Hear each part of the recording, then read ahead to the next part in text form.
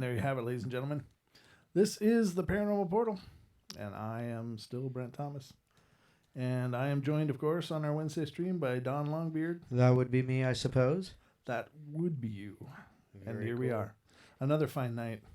Do you have a weird echo to yours a little bit? I do. I do too.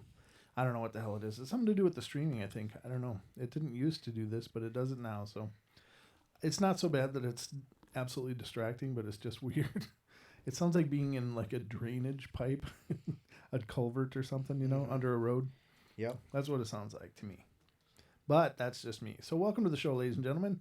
It is our Wednesday live stream where we come live to you so you can watch us do the Paranormal Portal thing that we do as well on Friday and Saturday nights.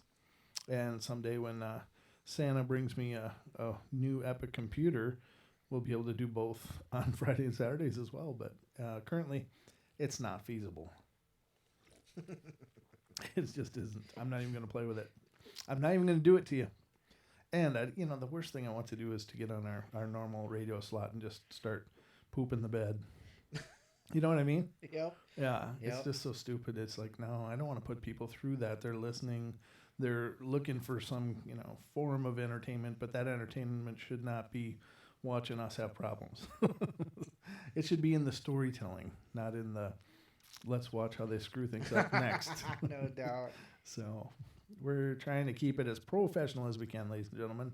So this is our Wednesday live stream, and it's just like another whole night of Paranormal Portal mayhem. Ooh, I didn't turn on the Paranormal Portal mayhem artificial candle. I'm turning it on now. Oh, I meant to pick some more up. I was at the store today. I got tea lights on the table behind us too, but I was gonna get more of those double wicks. But this is my cool lighthouse. I don't know what the hell it is. I don't know, some kind of steeple looking thing, but it's cool. I like this. Definitely that. There it You is, could have a little person living in it. For rent. Yeah. Super duper tiny house. Sea management. Sea management for Yeah, details. for details, yeah, exactly. Yeah, that'd be cool if little people wanted to live in there, I suppose, but it'd be just more things to compete with all the stuff going on in my head. So, Yeah, what was that voice? Oh, it was them. yeah. Wait, who's that? Yeah, exactly. There's already enough people in my head. I don't need more. Is there any room left in there? I don't know. Sometimes I'm surprised by all the crap that goes down through my head. I don't think it's so much I'm worried about the room that's left. I'm worried about the room that's taken up with all the voices fighting with each other. Yeah, exactly. Look at that. The stream was frozen there for a minute on Restream. Yeah, I saw that. Did it freeze on screen? No, I didn't Okay. see it. Okay. Ooh, I restarted the router and everything before you got here, so I'm hoping we're in a good place. We're in a happy place. Pixie says your steeple there is very shabby chic. Shabby chic? Shabby chic. Yeah, I don't know. It's something my mom actually got and gave to me, and I'm sure it wasn't cheap because my mom doesn't buy anything cheap. She doesn't. The woman knows how to shop. That's all I can say. But it's just really, I really love it. It's got that cool. The only thing that make it cooler is if it was an actual candle in there rather than that fake thing. But it's safer, I suppose. Yes, it is. In case I fall asleep at the helm of the portal, Well, that I won't burn down the hole. Yeah, you only have to worry about that on Fridays, though. No, Otherwise, we'd have to be asleep. We'd both have to be asleep. Yeah, on Fridays, I only have to worry then. Saturdays you're here, and Wednesdays you're here. Excuse me. So how you doing, Don? I am doing well. Anything cool and paranormal happening in your world? Yeah, my TV's still flipping on and off. Well, you saw it do it the other day when you were out there. I did indeed. It was very strange. I told you it does. I know, but it's just an old TV, Don. Unfortunately, I can't blame it on you. No, that started long before I entered your world, I think. No. No? It started after we started doing the Saturday shows together. Oh yeah, when we started summoning all the spirits and stuff. I would sure like to just bring it back over here and drop it off. Bring it back over here. Yeah, well, I'm sure you've dropped plenty off. Is kind of what I was thinking. I think it's I don't know. We got this like rental program where I'll get some at my house, then it'll go home with Don, and then come back the next time he's over here. And I think it's a borrowing plan. yeah, exactly. It's like Blockbuster for spirits. Could I not have the smelly poltergeist? It's not my weekend for the kid. Yeah, exactly. That's about right. It's like a custody arrangement, isn't it? That's all right. I'm gonna have to start charging you on that one. Well, I thought it was from here. I'm going to charge you. Oh, dang it. Yeah. Which way are we going here, Don? Yeah, Am I to blame or are you? Let's get this sorted. I need ghost support. Yeah, exactly. We'll have to get counseling sessions. So, anyway, here we are. It's Wednesday, and we're going to do the show. And tonight's show is going to be a couple of different topics. Don's going to cover a topic, and I'm going to cover a topic. And they're kind of similar, but I'm going to cover reality shifts. And Don, you're going to cover? I'm looking at time slips. And there's sometimes not a big difference shifts, in between the two, but for the sake of the show, we're calling it a double billing. It's like a what do they call it? Double feature. Double feature. It's like a double feature here on the Paranormal Portal, ladies and gentlemen. So we're going to cover those stories and see what you guys think. But make sure to like and subscribe to the channel if you haven't already. Make sure to share this video all over the place so we can get more people to pay attention to what we're doing here, and we're reaching out trying to give the world a great big ghostly hug. So a big paranormal love fest. It is. I feel the love. I always do. It's like self-love, but not in a weird way. I love doing it. Excuse me while I choke. I didn't really mean it as creepy as that sounded. I really didn't. I honestly had. You know, when it goes through your head, there's less filters. When it comes out of your mouth, yeah, then I have to deal with everybody else's filters. That's where I always get in trouble. Well, that passed my quality check. What's wrong with you? So I was offended. Yeah, I know. I need a safe space. Suck that one up, Buttercup. Oh man, I know. I was listening to. It was like what's that one homosexual guy who was really conservative, Milo, yeah. Milo Yiannopoulos or whatever you say his name, and then Steven Crowder, yep, and some woman were on stage, and this guy just heckles the, talking about how they're racist and stuff, and Crowder just goes off. He just goes off on the guy. It was hilarious. I was just like, whoa. That's a guy who wants to crawl back into his mother's womb at this point. No doubt. I don't like this place anymore. It's the safest spot I can find. Yeah, I know. Mommy. One thing, ladies and gentlemen, I respect people's opinions, and I respect people's ability to choose the things that resonate in their life and that make sense to them and that they choose to subscribe to. However, I don't respect people's need to shove it down other people's throats. Form reality around what they expect, or expect that reality needs to acquiesce to that. Right. That everything should just bend down because you might be offended. It's like, what the hell is wrong with people? What was it we were talking about before the showdown? Sexual harassment. It's like, it's just these new boundaries. Like, oh my gosh, he touched a woman's shoulder. How gross and perverse. It's like, really? We're just being programmed into these like cells, these self-imposed cells that we have to stay within their boundaries, and that's like, people just can't be people anymore. And I know there's plenty of creepy people. I get it. I understand that, but if you don't want to be touched ever, you probably shouldn't go anywhere outside of your house. You should probably just stay inside. Because God forbid, that someone should inadvertently brush up against you in a crowded bus or something. Yeah. And then it's just, I don't know if it's everybody thinks they need a payday, and now it's like my meal ticket. Ooh, that guy touched me. Cool. I'm gonna be able to surf YouTube the rest of my life. Yeah, it's ridiculous. It is. It's sad. It's really, really tragic and sad because we are all a collection of billions of individuals on this planet. Yep. Or at least a lot of individuals, depending on how many NPCs there are. But, and I mean that seriously, I believe there could be something to that. I do but in any case, you can't expect the whole of reality to fold itself around what you might find comfortable or acceptable. Right. You just look at society, and this is a parallel that I draw a lot.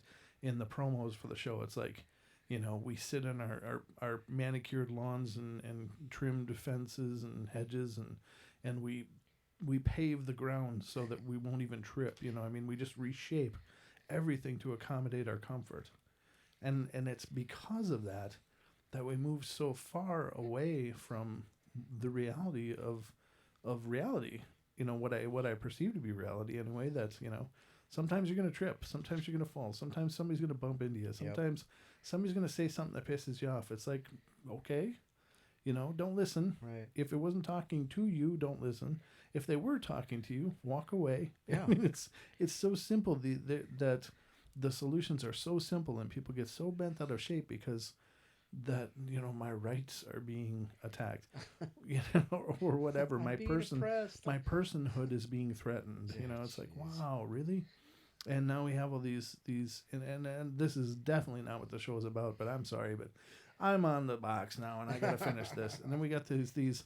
How do you identify? Oh God, what are your pronouns today? It's like, are you freaking kidding me? Now we have to worry about saying he or she.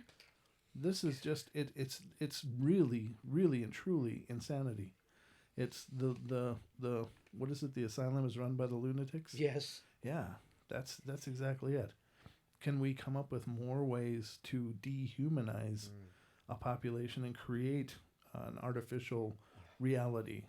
People are creating an artificial reality, and it's built around expectations and boundaries and threats or perceived threats or suspected threat or fear or whatever. And it's just like, my God, people just, Well, and there's a fine line. What is inappropriate? Somebody touching somebody's shoulder at work to keep distance. Yeah. So they don't accidentally brush or bump up against somebody. That's sexual harassment? You gotta be kidding me. I actually lost a friend one time because I told her that she looked beautiful. Yeah. And it wasn't like, you look beautiful, let's head to the bedroom. It was just like, wow, you look really beautiful. Yeah. And a compliment. I didn't think anything wrong of that. And apparently either she or her husband was so threatened by that I wasn't allowed to have contact anymore. It was like, geez. My God, it was a compliment. If they look like hell, I'm sure I would have lost the friendship that way as well. But that's a nice mustache you have, madam. Where's the sideburns that go with it? It's like it's this perceived reality that people think that they somehow are entitled to. Yeah. And it's just, wow, what the hell's wrong with people? So that's it. That's not paranormal. It's not the paranormal portal, and this show, it doesn't have to be about my opinions, but I just thought I'd share that because it's just something that was just driving me absolutely batty, and especially since we just had that conversation. Yeah. Like, wow. I prescribe to quantum physics, though, because quantum physics says that technically another cell cannot touch another cell. There's always that, small layer. Yeah, exactly. That magnetic layer. Yeah, it's all just resistance. Yep. That's true. But I don't know. Anyway, here we go, ladies and gentlemen. Hey, we got some stories, don't we? We do. As far as I know, we do. So, did we lose anybody with all my ranting? No. Right. As a matter of fact, I think Pixie's having a good time. Oh, good. Welcome, Pixie. And who's here? We got Charlie and Molly and Sarah and Ken. Let's see here. I already mentioned Pixie. And for anybody who doesn't know, Aether Archives is me. It's Aether, long A, Aether. Let's see. Who else do we have? Well, I think that's it right now. I don't see anybody. Oh, and Lewis. Lewis is here. Yeah, don't forget Lewis. Okay. Yep. So there's them. I think I said Sarah. Yep. And so there we go. We'll go with that, and we'll start the show with some of our hardcore favorites. Okay, well, if we missed your name, just give a shout out on the screen so we know you're here. Yep. Love to welcome all of you, whoever's here. So, whoever's here, just shout out, and Don will acknowledge you as soon as we see it. So Elizabeth's not here? Not that I've seen. Okay, gotcha. Okay. But in case she is, hi Elizabeth. Yeah, I like Elizabeth Negretti. She's a wonderful lady. She's been a real supporter of what we've been doing for a long time. So it's always nice when she stops in. I know she's plenty busy, but it's always cool. So anyway, ladies and gentlemen, here we go. We're diving into stories, and I'm going to read you some reality shifting stories. Now, this one's, I guess this would be a reality shift. It says the power of prayer, vanishing cancerous growth. And I firmly believe that people, have the abilities, or that some things can just be cured, and it can be done via energy or whatever. So I don't know if it's actually a reality shift per se, but I think that anything that exists in this realm or other realms has an energy. It has a signature, if you will. And I think that it's possible for some people to tune into that and shift that or change it. And excuse me, sorry, Coca-Cola. But I've heard of many, many amazing stories of people just suddenly being cancer-free. Right. Sorry. I ate all those peanuts and now I'm drinking Coca-Cola. It's like, oh my God, it's like a gas fest. I'm bloating. And I'm dying. Yeah, well, I'm not that kind of gas. Oh. I'm just talking about burps. Jeez. All right. So in July 1992, I began to feel pain under my right breast, or in my right breast, rather. My gynecologist told me it was nothing, but ordered a mammogram. The following week, I had another mammogram. The week after that, I was sent to see a surgeon. He let me read the radiologist's report, which said that based on the shape and density of this was either a cancerous or precancerous growth. Surgery was scheduled for the following Monday, which was the first week of August. My family, boss, and coworkers were all concerned, as was I, since at the time my child was only 8 years old. My boss invited me to go to church with her. They were having a preacher that did a laying on of hands ministry. I was skeptical at first, but when he touched my head, I began to cry and pray in earnest. From that point on, I did not worry. I was unconcerned. When the biopsy came back negative for the cancerous or precancerous cells, I was not surprised. From the moment he touched me, I believed he had a gift. I don't know if it was my faith or in the unknown, or if the radiologist made a mistake, but I will always believe in my heart of hearts that it was the prayers that were being said for me. That's a great story. Mm-hmm. But you and I have talked about my opinion of faith healers. Now, that's not to say that through her own faith or what she believed that she, possibly the body took care of itself, mm-hmm. And not worrying or stressing over it is certainly a trick, because stress is a direct contributor to some types of cancers. But the laying on the hands, and I've seen several, we've seen the preachers on TV, the laying on of hands, and pow, you're cured, and he gets up out of a wheelchair. We know sure. that a lot of them have been debunked. Yeah. But there are some that still can't be debunked. So they, to a point, there must be some kind of realism to it. Mm-hmm. But I was at a friend's house, or I was at someone's house. I was invited over. And this friend had recently had some real pain, had to go to the doctor. I'm not quite exactly sure what it was. But, there were like 4 or 5 people sitting, with him sitting in a chair, there were 4 or 5 people. And they had their hands on him. And they're speaking this to me. My apologies if anybody believes, but supposedly they were speaking in tongues. Mm-hmm. I'm sorry. What I understand is that speaking in tongues is for when you literally cannot talk to somebody and you miraculously start speaking a language or something that they understand. But it's not supposed to be. We speak the same language, but. Some people will come back and say, well, it's a spiritual language. It's their spirit talking to yours. Well, yeah, I don't believe that. I'm sorry.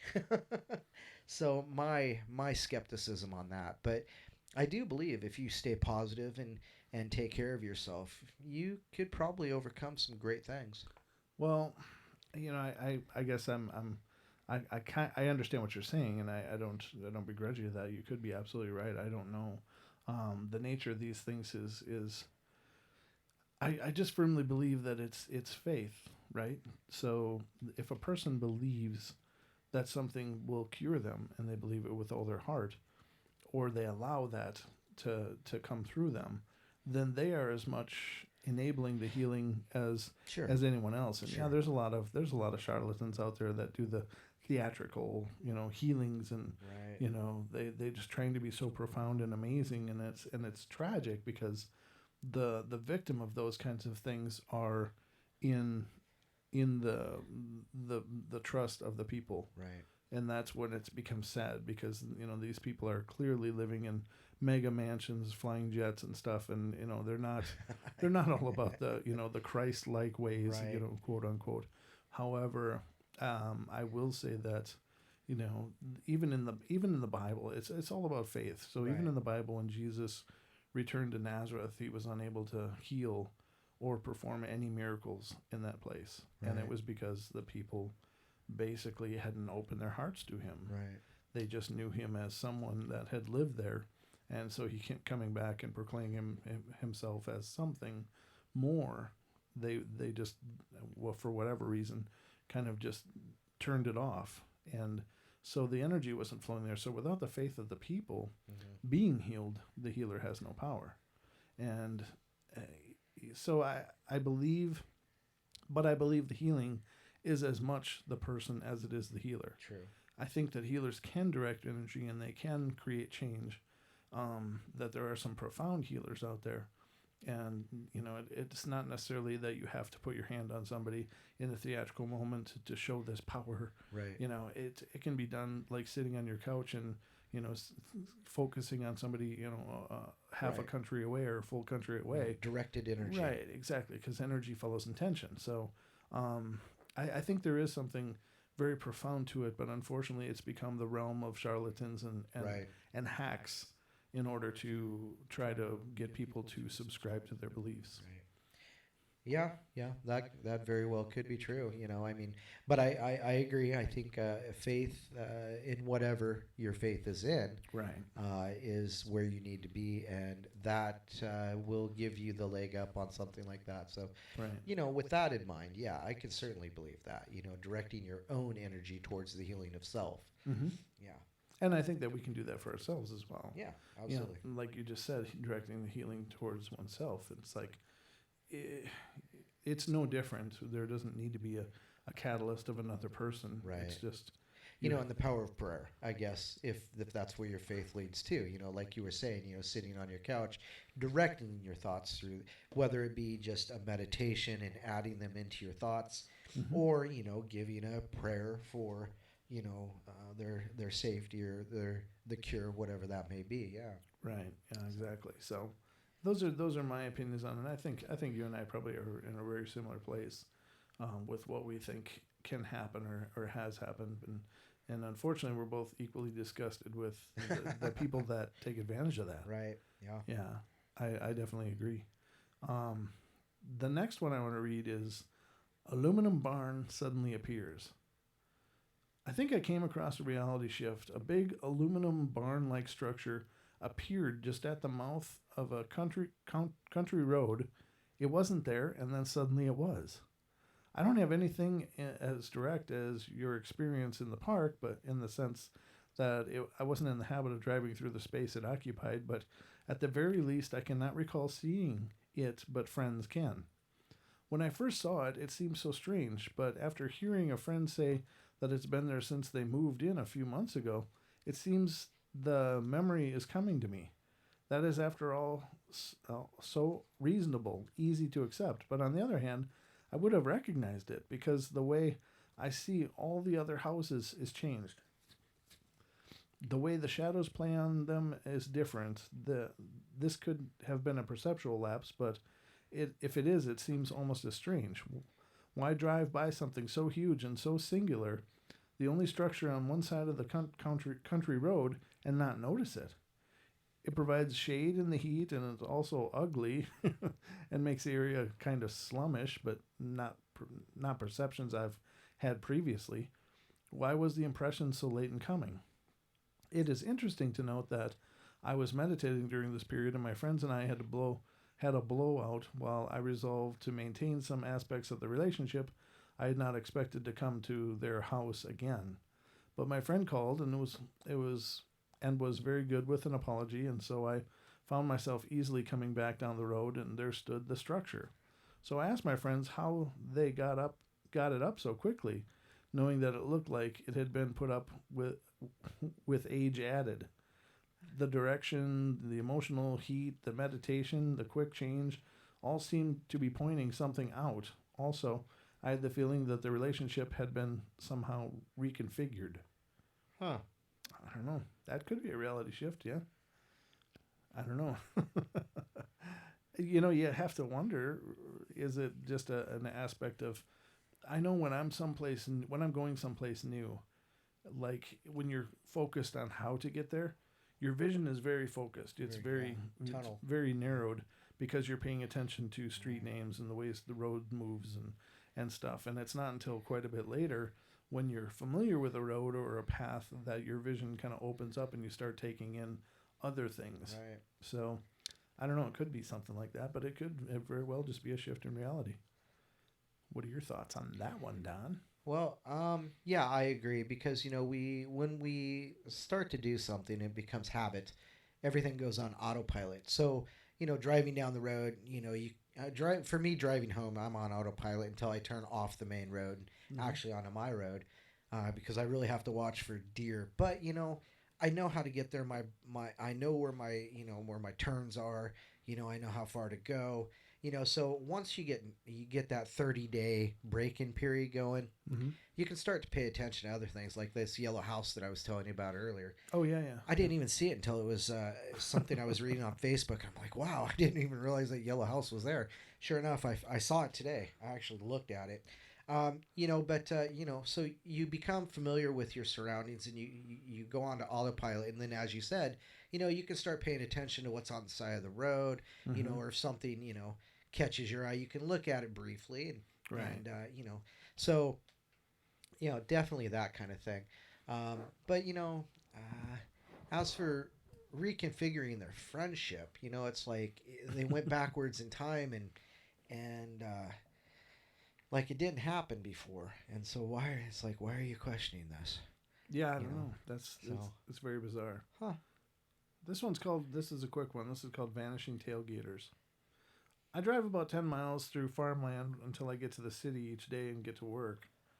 There have been many occasions where I am being tailgated by someone who just does not want to maintain a country speed limit, which is about 45 to 50 miles per hour.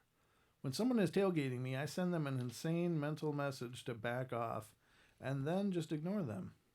I do not know how many times after I send the mental messages that I will glance in my rearview mirror and find the tailgater is gone and I am alone on the road. Yeah. Since there are a few, if any, side roads, it seems as though they enter as though either they disappear or I did into a different space. Are you familiar with that? Yeah, as a matter of fact, kind of happened to me today. Driving in, there was nobody behind me, and then all of a sudden, or what it was I passed somebody, and then I was going a bit faster than them, so they kind of fell back, and then all of a sudden there's this pickup behind me, and he goes to pass me, and it's not the same pickup. I'm like, where the heck did that come from? So kind of the opposite, but the same, Right.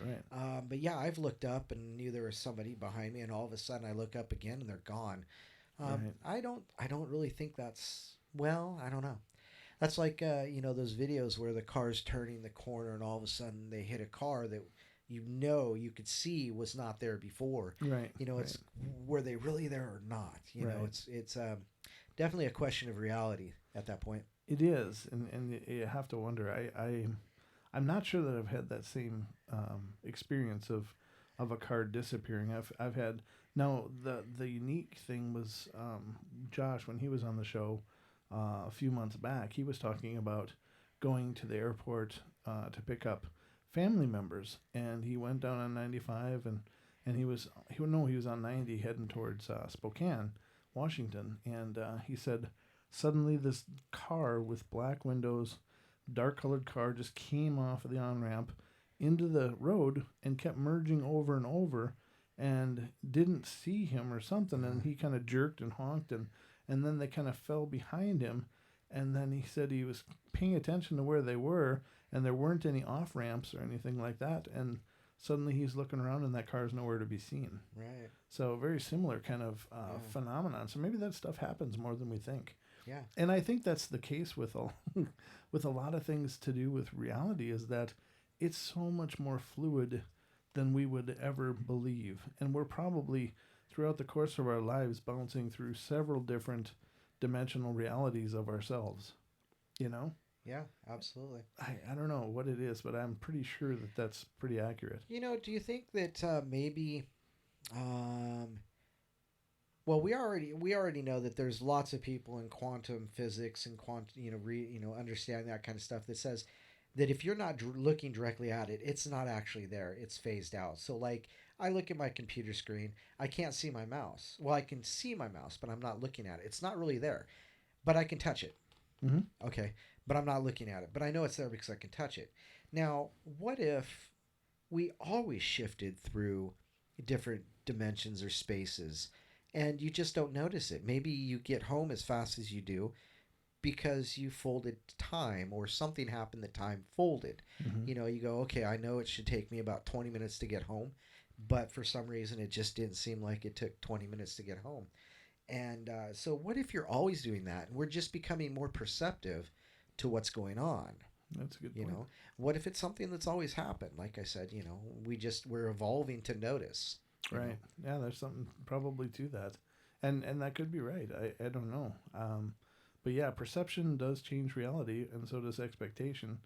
And so that falls, I just would suppose that falls into perception as well. But whatever we expect Mm-hmm. is most times what we experience, at least on some fundamental level. So, yeah, I'm sure that reality is, you know, really, really fluid, really fluid. Yeah, absolutely, absolutely. The next one is Missing Watch Returns, and this is from Ursula in Bombay, India. I gotta check my phone after this. You're gonna have to read messages. Oh, okay. It says the guest watch. Oh shoot! Actually, do you want to take it now? Yeah, sure, I can do Go that. ahead. And also, I want to mention to Pixie, Galactic Pixie, we are not going to do that. I don't care how well you think that we would be a good comic book character. No, thank you. And thank you for the thumbs up there and telling us we'd be good. But yeah, no, I don't think so. All right, so let's see here. So I was doing time slips. And so I have this one here. And it says, we grew up in Silver Springs, Maryland, and lived in an apartment complex on the 6th floor. I was 14 years old at the time, and my brother, 3 years old, asked me if I wanted to go riding with him. We went down to the lobby floor and saw two girls, sisters, that lived on that floor. They asked where we were going and wanted to come along. Abba? As we drove around for hours, we ended up on a one-lane dirt road. Keep in mind that we lived in the city, and it was around 1976. I told my brother that I had to pee, so he said, we will go up a little further this dirt road and let me out so he can make a U-turn and pick me up after I finished. As I'm out there using the bathroom, I can hear the sisters screaming from the car, but couldn't make out what they were saying. I turned around and saw what was happening, and I froze. It says, here we go. We grew up, oh, really? I saw mud huts along the road. My mind reeled as I was trying to figure out what I was seeing and where I was. I looked down to the ground and saw pygmies squatting on the ground, and when they saw me, they all stood up and started walking towards me. My feet froze in place. Still trying to understand what I was seeing and what time period it was. My brother pulls up next to me in the car, and the girls are screaming, "Get in the car, get in the car."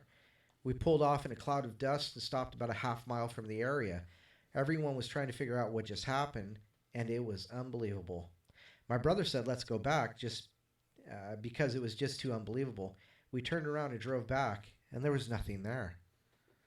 So, wow, slipped into Pygmy Africa or something. That's crazy. Mud huts, craziness. The crazy little pygmies.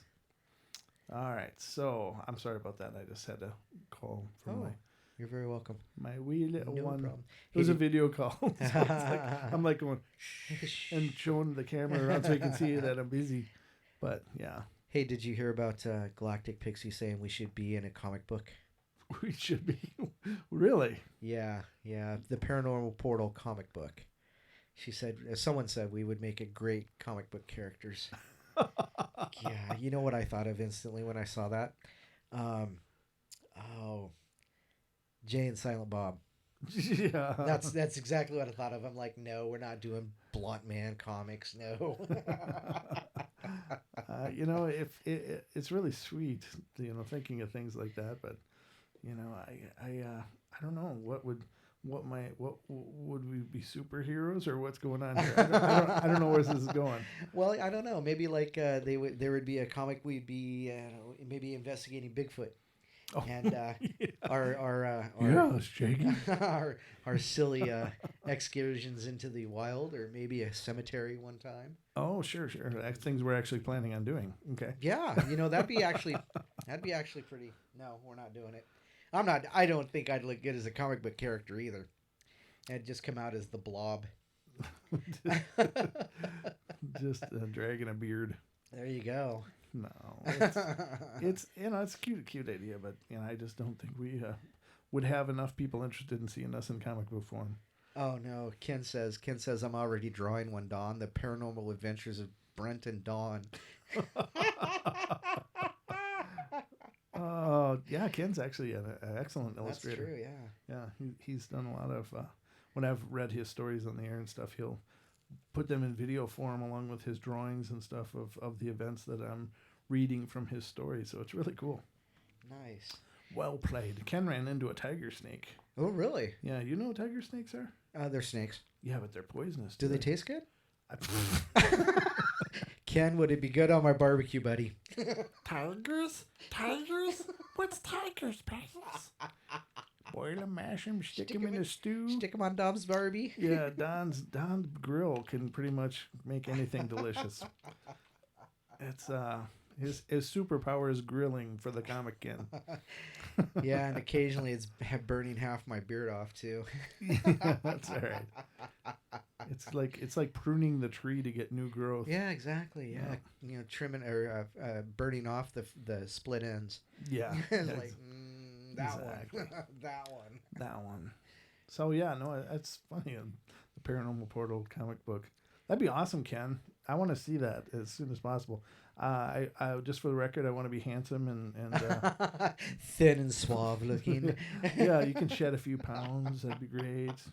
Power of the pen, Ken. There you go. So yeah, put me on a treadmill. Oh wow, Pixie, you're gonna have to share your or you've had grilled rattlesnake. Okay. She said, guess what? She said it tastes like chicken. Of course. Yeah, I've had gator. Gator's good. Nice. Gator. Oh, she did. She shot it and then grilled it. Yeah. Oh, did she? Yeah, Oh, she's a tough one. Yeah, nice. She got a belt made out of the rest of it, or what? Oh, it was a rattlesnake. Yeah. Hopefully, she saved the rattle and did like a necklace. How chic. Shabby chic. Yeah, that's yeah. Tie it around your neck with baling twine, and you're in business. Yeah, you're also obviously in Idaho, where we don't even have snakes here. There's like only garter snakes. Yeah, here, garter snakes. Yeah. Yeah. I saw one the other day shoveling my driveway. I saw a 6-foot rattler back in Minnesota. Oh goodness. My childhood home was at the foot of a bluff called Rattlesnake Bluff. Wow, there you have it. True story. Nice. Yeah. And I actually saw why it was named that. You could be walking through the woods and you hear the. It's like, oh, don't go that way. Yep. So, true stories, ladies and gentlemen. So anyway, I'm going to go to the missing watch returns. The guest's watch came to me in an unimpressive case and has a metal strap which could, if one did not know better, be mistaken for solid gold. On Tuesday, the 18th July 2000, I opened my desk drawer and saw the watch lying squashed between a paperclip box and a stamp pad. The watch strap bites into my skin. I hardly wear this watch, but it was a present, so it needs to be cherished. I must put it away nicely, I thought, as Janek, That's what it says. Janek, Janak, walked into the room. Janek is the young man who looks after my computer hardware. He came to take my printer for repairs. I was out of the room for a while, and Charlotte, the young maid who lives in, was in briefly while Janek was alone. Then I came back, and Janek went out to make a phone call, and I opened the drawer to take out the watch. It was not there. After I looked and looked again, I called Charlotte to empty the drawer. There were lots of things inside, from ink pens to envelopes to tapes to rubber bands to diaries and batteries and calculators to pins. Oh man, they're getting really extensive with their list here. Pins and matches, and well, you name it, it was a real multi-purpose drawer. The watch was not there. Right. It was not only because I was recently remembered and shared an experience I had as a teenager, a pound of butter. I did not raise the alarm. You must have put it in your bag, said Charlotte. I knew I had not, but nevertheless checked the bag. This had very recently undergone a clean-out and only contained my keys in the pocket with a Ziploc. What? With a zipper. With a pocket with a zipper. Okay. And my wallet and a coin purse. Not much to check. The watch, of course, was not there. My husband and friends suspected theft. I held firm, believing it was a reality shift and the watch would come back. But why did it go? Was this a test? Yesterday, I opened the zip pocket to take out a key. I looked into the zip pocket to take out the key and saw that there was nothing except the keys. The pocket is quite small. On the 25th of July, 2000, I opened the zip pocket and there was the watch. Huh. There they go. Maybe it was in a port. That's pretty much. It was a deport and then an abort. Yeah. Those darn watches. Yeah. Deport them. Yeah, deport them. Oh, what time is it? What time is it? Missing keys appear. I've been receiving your Reality Shifters newsletter, and I must say I have been finding the stories and tips to be a great benefit to me and those around me. I want to tell you about an incident in a hotel room outside of Boston. Keys had gone missing. My mom was about to get really mad. I stopped, remembering the lessons I learned from you in reality shifts. I relaxed, put love in my heart, and the keys were underneath the newspaper. But I looked there. It seems they magically reappeared. I smiled to myself, remembering you. Thank you so much. And ladies and gentlemen, the stories that I'm reading you are coming from realityshifters.com, and the owner of the site has a book about reality shifts. So that's the information they're referring to. I've not read it, but I've always been interested in it, and I do intend to at some point get the book to read it. But go ahead. You, Don. Okay, over to Don. Over to you, Don. Let's see here. Okay, let's do this one. This is, I had a time traveling experience, time slip phenomena. Hello, I'm really a time traveler who travels through time in real life on two separate occasions who experiences a time slip phenomena. Okay.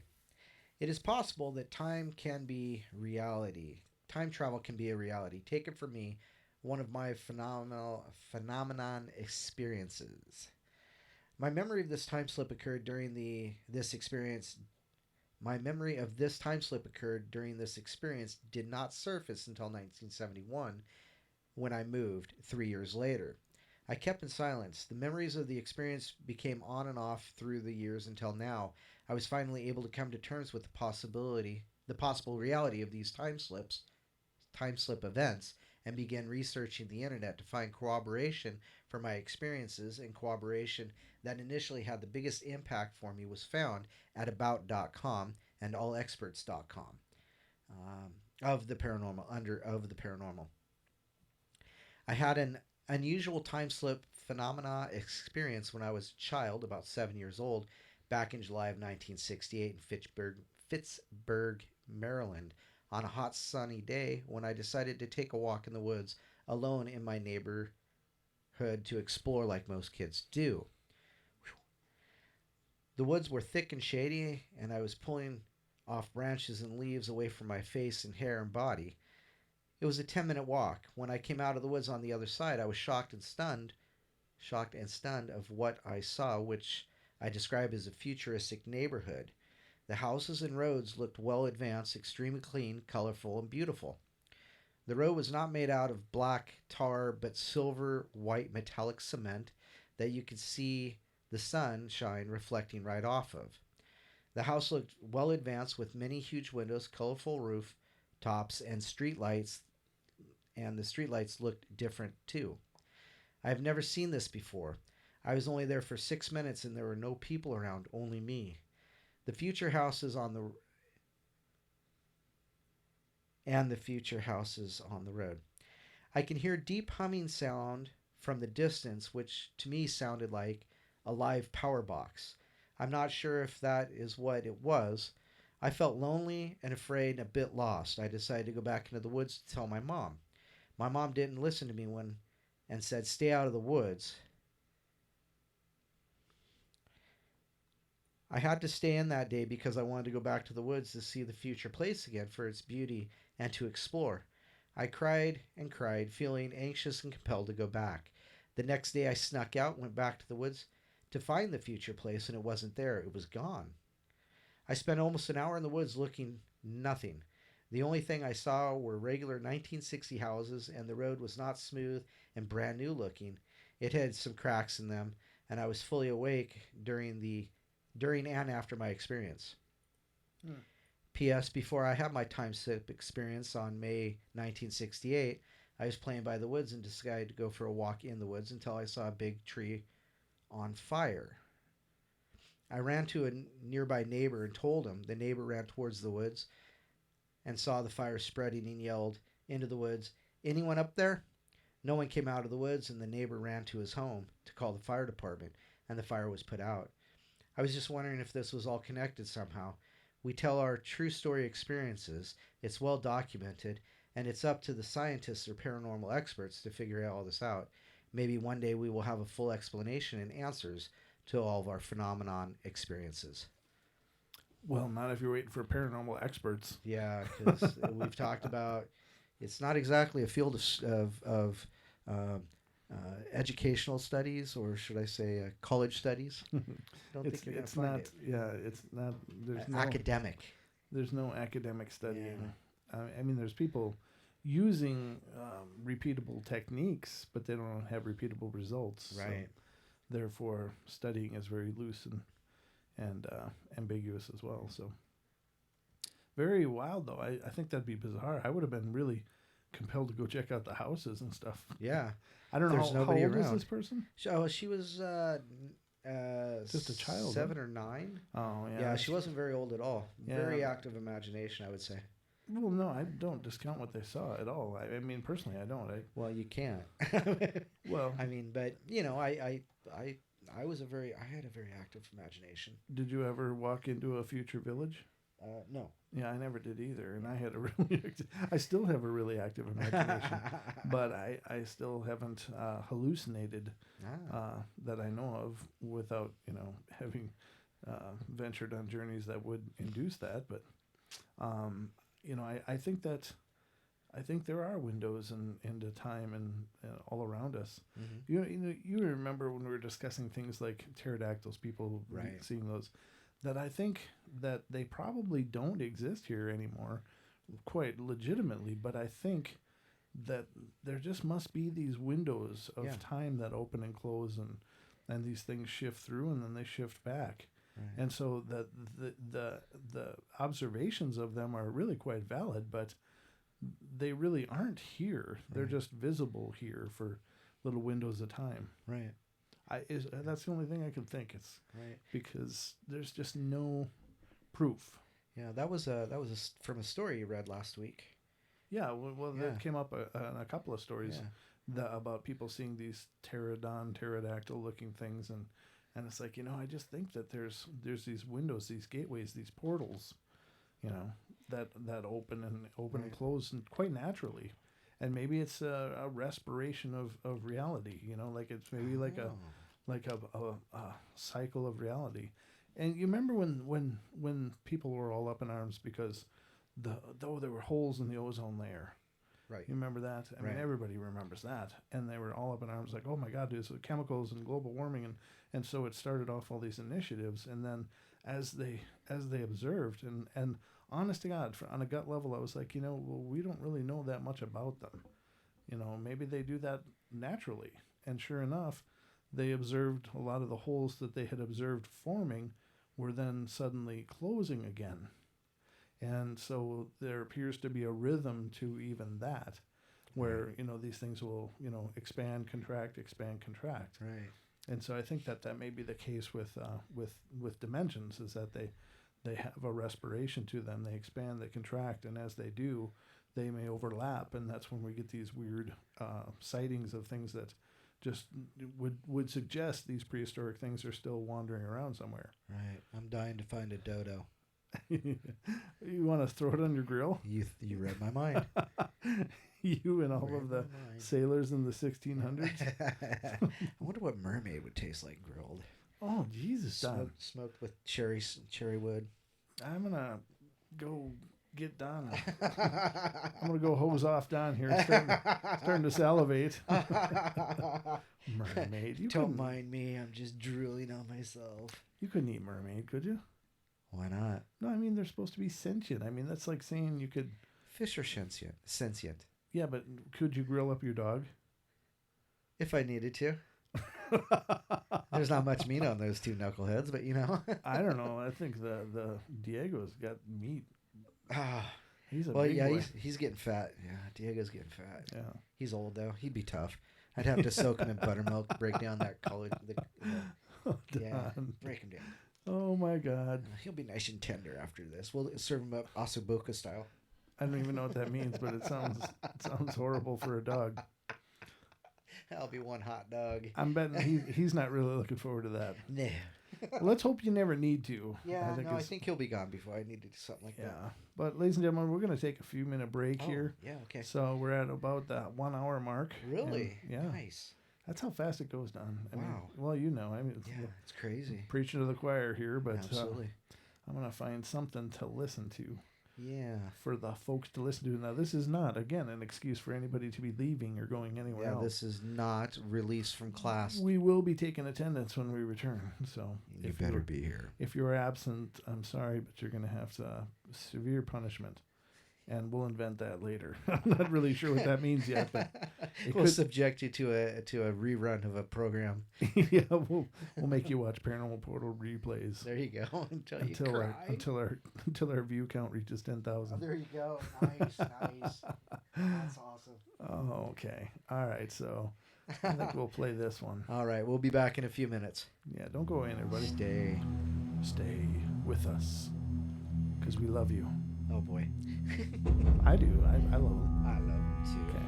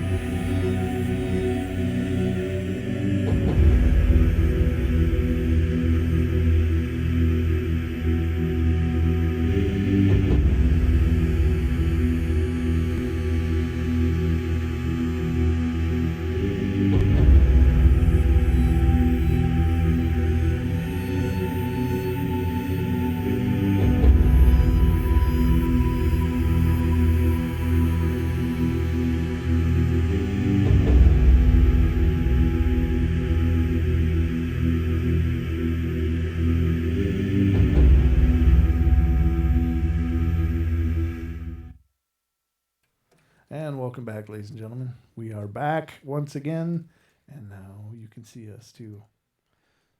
Here we are in the Paranormal Portal, hour number 2 of the live stream, or at least half hour. I don't know. I don't know how far this is going to go, but we'll keep it going as long as we can. So welcome and thanks for being here. And looks like we even gained one. Oh, 2. Oh, hey. Hey. People are coming in.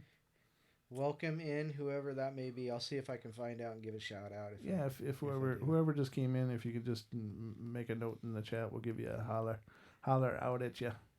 Just want to thank everybody that does come in and is watching and paying attention, because that's extraordinarily cool. It is. It is cool. So I mentioned that Ken said that one of the comic books could cover Don's basement.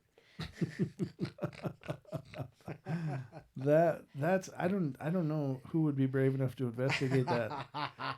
Again. Yeah. Not sure. Don's roommates. Don and his roommates go to the basement. And only Don emerges. They hear the strange howling noise. And the sizzling of a grill. and he's -1 puppet dog. Oh, no, that's horrible. I love my Diego. He's my special dog. The other one, he's a little bit fatter, but he's smaller. Yeah, they're both good dogs. They're both knuckleheads. They are.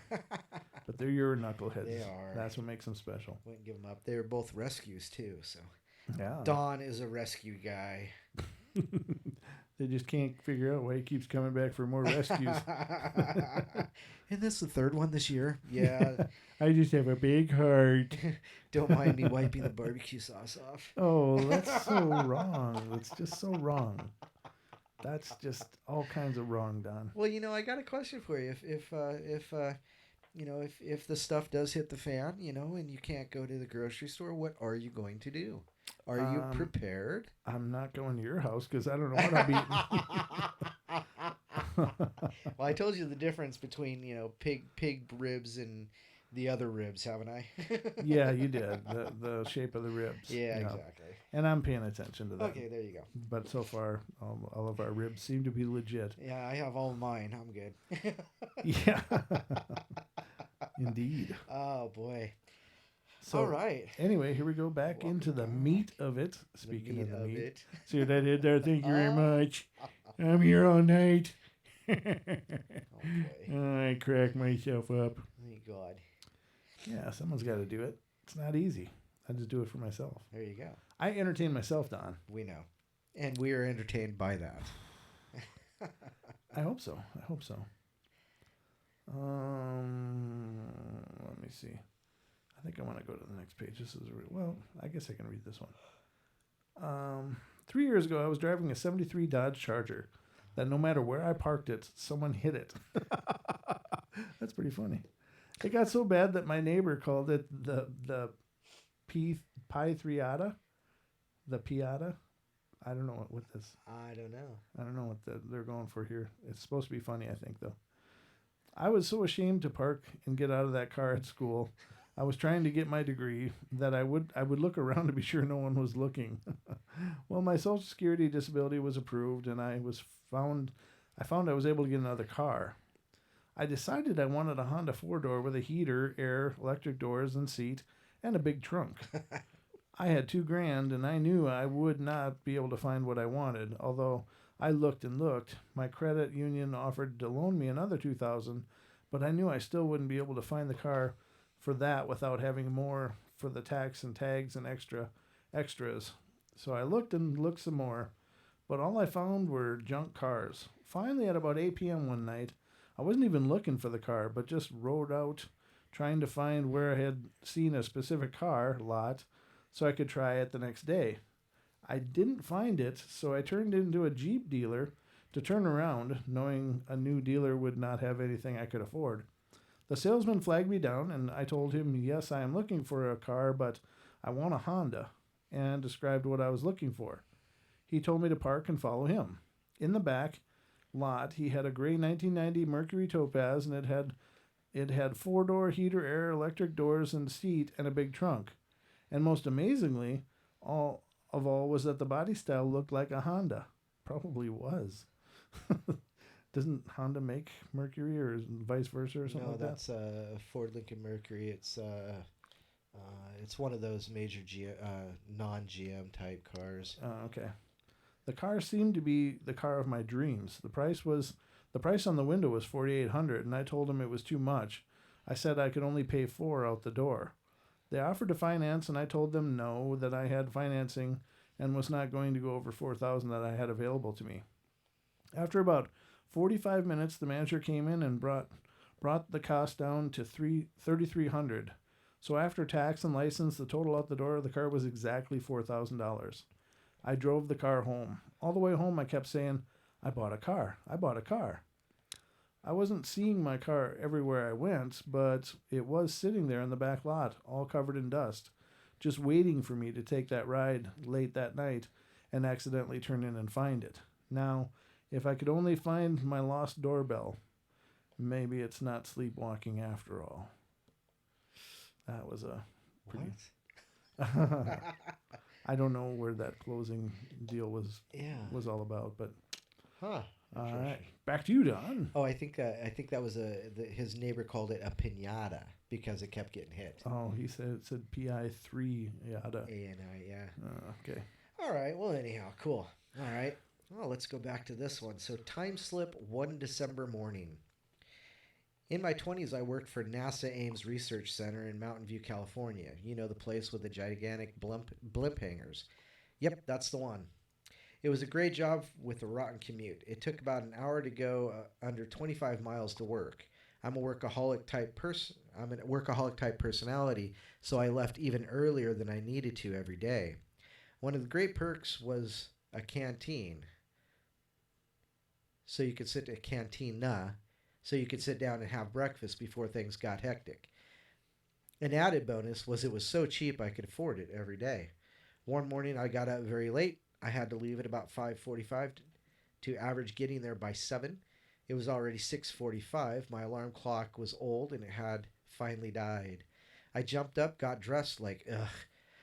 I looked like I slept under a bus and ran out the door. No breakfast today, and my boss had dubious name of Wolf Kale.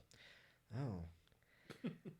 I don't think he ever got the pun, but he lived up to it.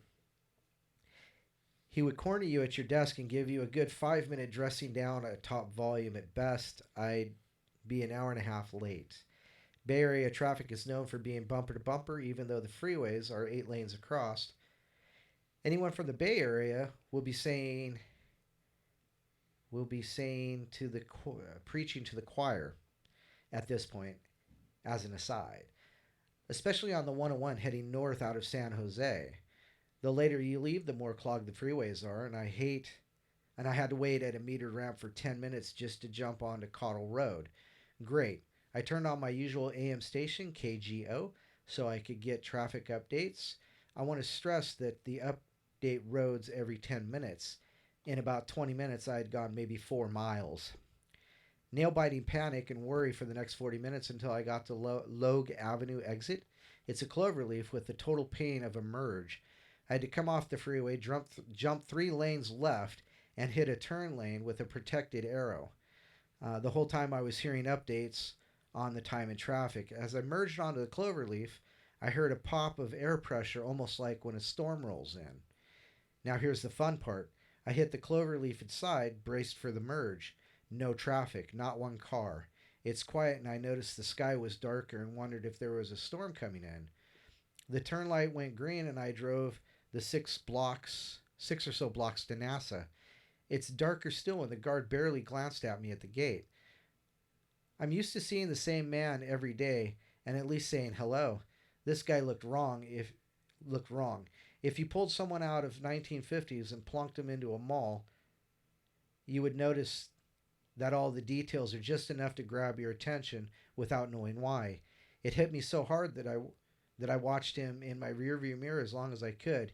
He neither moved or went back into the little guard shack.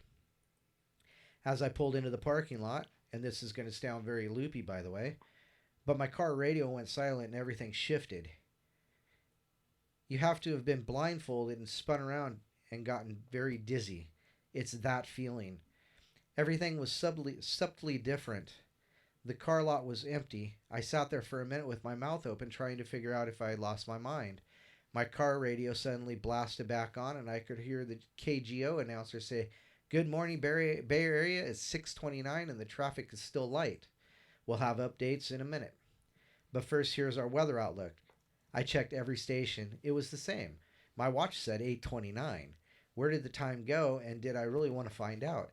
After all, NASA Ames would have been a good place to monitor if you wanted to see what humanity was up to technologically. The rest of the day went on normally, but I never forgot it. Crazy. Crazy. Get up late, knowing you're late, and pull in just in time. Huh, I wonder if she got breakfast. I don't know. Good question. Interesting. Nice. What you got over there for us, Mr. Brent? Nothing. Back to you, Don. Back to me, Don. No, I'm just kidding. Back to the eye in the sky. Just like I got to answer Pixie. Oh, okay. So take another one if you would. Okay, please. sure. Let's see here. Cases of time slips. A white Ford pickup pulled up to a cattle pasture in Ponca City, Oklahoma, in early fall 1971 and stopped at the gate. Carl, Mark, and Gordon worked for the cattle feed distributor and were sent to this remote area to pick up a feeder. What they found there has kept them silent for 41 years. We opened the gate, which was barbed wire with no lock, and entered, Carl said. We went onto the property, which was covered with grass, up to and over the hood of our truck. We drove through the tall grass to the tank that sat close to the red barn and got out of the truck. We realized that the tank was almost half full and too heavy to load. Carl said, we decided to leave and drove around the red barn, and we saw a large 2-story white house with no lights in front of us. The trio drove back to the cattle feed company, and the boss said he'd drain the tank and they could pick it up tomorrow. We went to the location to retrieve the tank the next night, Carl said. This time we decided to go through the old white big house on the hill and brought our shotguns. They drove onto the property over the path they had made through the grass the day before and loaded the tank. Then they pulled around the barn to the house. What they saw was burned into their memories. It was no longer there, Carl said. We walked up the hill where it stood, and there were no signs of demolition, no foundation, nothing at all. What we all seemed to witness the night before was no longer there. We have talked to each other over the years, but none of us can begin to explain the vision. Did these men witness a time slip?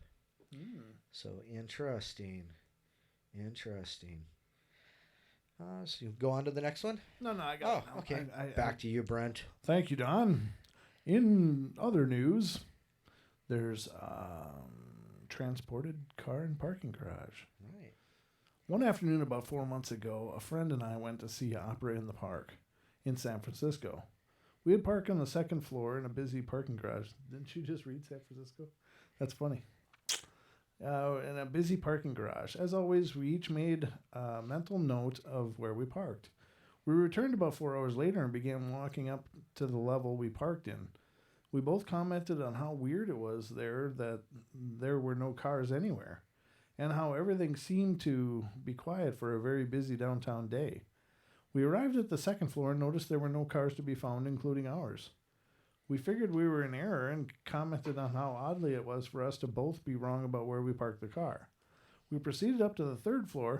To our amazement, no cars. We were beginning to feel uncomfortable about this. I said jokingly, either we are in the wrong parking garage or in the Twilight Zone. The fourth floor began to show some cars, but not ours. Finally, the fifth floor, much to our relief, was full of cars, including ours. We felt happy to find the car, but we were so baffled by our experience. When we proceeded to drive down to the exit, then by sheer horror, noticed that every floor level was full of cars. We were both quite bewildered. I wanted to go back and reevaluate what had happened, but my friend was emphatically against it. Normally, I would have attributed this experience to a glitch in my brain. The fact that two of us experienced this brought even more validity to it. I know for certain that we used the same entrance of the garage, same elevator section, and used all the same doors. We could also see around the whole level of whatever floor we were on. It was not staggered. It was not staggered. Oh, okay. I will never know what really happened that day. These are the things that make you go, Things that make you go, Sorry. You're not the only one that can sing, Don. That's all I'm saying. That's excellent. Thank you. Thank you very much. Next one is called Incurable Diseases Vanish. Again, Incurable Diseases Vanish. We already covered one of these, but let's hear this one. I've had a few strange things happen. I've had a couple of incurable diseases. Hepatitis and malignant melanoma. Since diagnosis in 1995. At one time, my weight loss was so bad that it was believed that I had to have AIDS. Oh, jeez. This guy needs some happy. Every test proved negative. I did have hepatitis B and C. Chemotherapy interferon was a disaster, useless, and life-threatening. Thus, I decided to stay away from doctors, but I seem to have been guided. Since the medical therapy had failed, I started a new therapy, intravenous chelation. Yeah. Oh, wow. With intravenous vitamin and mineral nutrients and antioxidants. This was done twice a week for maybe 4 weeks. They mentioned I had never been given a viral load test by any previous doctors. Thus, the amount of hepatitis in my system had never been measured. So I immediately had it done. Weeks later, the results came back. The last test indicated a cure. No hepatitis virus was found. The malignant melanoma has not reoccurred either. Why? It seems maybe I am getting in tune with the universe. No doctor can claim to have aided me, except for whoever gave you the chelation. So perhaps all the other doctors had been wrong. All 10 of them? Was I just recently healed by this other therapy? It is not why it was being done, or is this a case of spontaneous healing? I had been doing all the right nutritional things and completely eliminated all pharmaceutical medicines. I'd been feeling more in tune with the universe before I had gotten those results. I had noticed more within even on a cellular level as well as spiritual. These diseases supposedly are incurable, at least by men. Well, my reality certainly has shifted, and I see bright light and hope where I only saw shades of gray. Very cool. This is called Things Landing on Their Sides. In October 1997, everything I dropped by accident started landing on its side. It happened enough that I noticed it immediately. Paper would fall and curl just right to land standing on its side. Paper money, even a coin once rolled and leaned against my desk at work and landed upright. Pens, pencils, landing upright. Really? Huh. They would lean against something and stop falling. Small boxes, hairbrushes, everything and anything would land on its side. That would land on its side to the point that even my skeptical friends were awed by it. They didn't believe me when I told them this oddity I was experiencing. This went on consistently every day for 3 months. It wouldn't happen if I dropped something on purpose, but by accident. Then, as surely as it started, it stopped. What is even more strange is that during this time I was going through a pretty major life change emotionally, spiritually, and physically. Huh. Wow, it was being represented very physically. Yeah, and everything was not on its side. Everything was sticking up. So maybe it was, reminding her to stay upright, to that she's going to land on her feet. Yeah, that's very symbolic. Yeah. Yeah, very. That's a very good insight on real quick. Ken in the chat room just mentioned tomorrow's his birthday. Ooh, really? Yeah, that's what he said. He said he's going to be the big 5'9", and 5'9". Next year is the downhill slide. But he's making it look good. Ken's making 5'9" look prime. Thank you very much. Thank you. He said he remembered he should be turning 60, but he was a year behind. He says it's all the cell towers. Nice.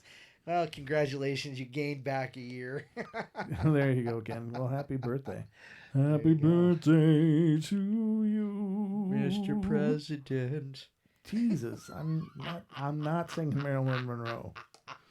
Not gonna do it. That's all I've got to say. I won't do it, Ken. But that's pretty hilarious. Ken's 5'9" in his prime, all the time. You're very welcome, Ken. You're very welcome. So. Yeah, so, get on those drawings because we don't know how long you're going to be around. Oh, goodness. Oh, my goodness. Well, he's nearly tap dancing on tiger snakes every day, so anything could happen. Ken's in the land of everything wants to eat you. Yeah, or just seriously maim you. Yeah, exactly. Put you in a coma. That's right, where, the ants will chew you while you're sleeping, and, tiger snakes will tiger snake you, and kangaroos will punch you in the head. And, I don't know, they got gators and crocs, and, I guess just crocs, but they're about the size of school buses there. They got dingoes, yowies, and God only knows what else is going on. They got spiders there the size of a sandwich.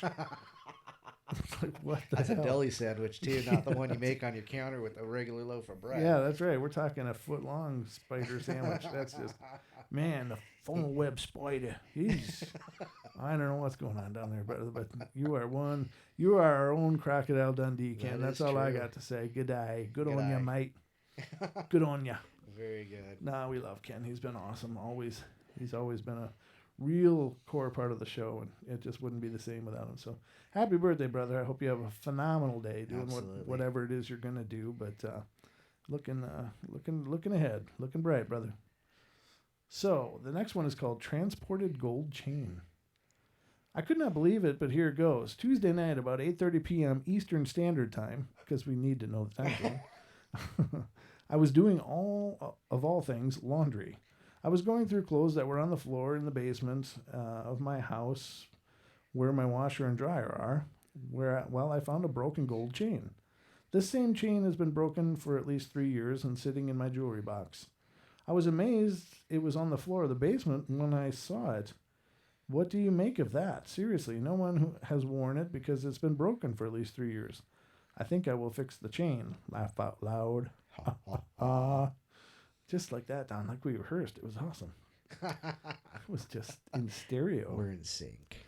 We're in sync. I don't even know a song of theirs I don't either. to butcher at this point. You think you just got to go, baby, baby. And then strike a pose. Yeah, there you go. Don and I are in stink. So. Oh, wow. There's a reason we do a radio show and we're not actually touring. But we are giving you the benefit of the stream so you can see what we do. The magic that is the Paranormal Portal right here for your viewing entertainment, ladies and gentlemen. It's absolutely magic. Absolutely. Did Deb come in or no? I haven't seen her. Miss Jabbers. We did go up to 13, though. So we went up to 13. I don't know who the new people in here are, but thanks, guys, for being here. Well, shout out to everyone. Hey. Ho, holla. Holla. Hey, ho. Anyhow. Let's get it started. That's all I got. That's all the soul I got, Don.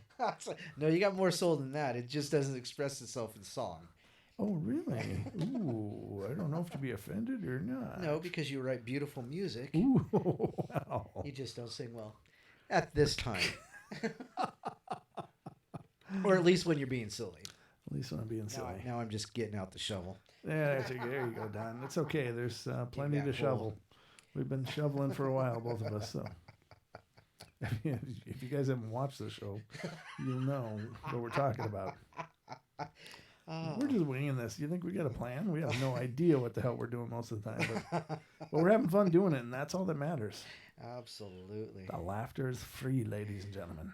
So, and please, by the way, make sure you spread the news about the channel. Spread the news about the Facebook. Spread the news about the radio show. Let people know. Sarah, thank you for that video you made recently. That was very sweet and very kind. What video? Oh, I guess you're not paying attention. Huh? Oh, goodness. I've been busy. I'm so sorry. I have had a busy 2 weeks. That's all right, Mr. Longbeard. There's no problem. But she did a video endorsing the show and to all of her subscribers, who is significantly more than we have. Oh, there you go. So we're not quite as popular yet, but we're working on it. We'll get there. Eventually. I don't know. Maybe we'll drive that Charger that keeps getting hit. It looks like a piñata. We'll drive it there. Yeah, exactly. It'll just fall apart when we get there. So this is reality shifts that I have encountered, and this one's a little longer. quite a bit longer, actually. I'm going to see if I can get through it with any kind of professionalism at all, ladies and gentlemen. So, one hit, here go. Got to clear the mechanism. I live about 3 miles from the Bloody Bull Run Battlefield Park, the site of 2 horrible Civil War battles, which at some point we might actually hear about if Mr. Longbeard does his reports. Haunted histories. Haunted histories. There's a vein of dark red hardened clay rock that runs north to south through the battlefield and onto the Civil War sites. When it is wet, the clay smells foul. In my backyard, I dig up fractured lumps of quartz, an old stream bed, and that have been stained red from the clay. What? I wonder, is nature perverse enough to create, hide, and then expose this red vein, just as a marker for the Civil War? By the way, the fractured stained quartz chunks have a decided similarity to a heart. Has somebody been time traveling?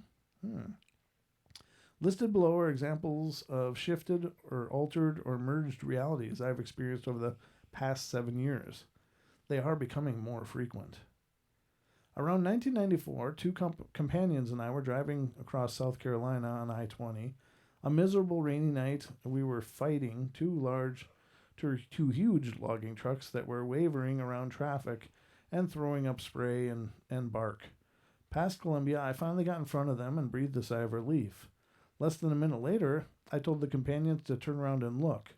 The fast-moving trucks were nowhere to be seen, and there were no roads or exits they could have taken. They just disappeared. Their only purpose in existence was to harass us. I don't like reality shifts that involve moving vehicles.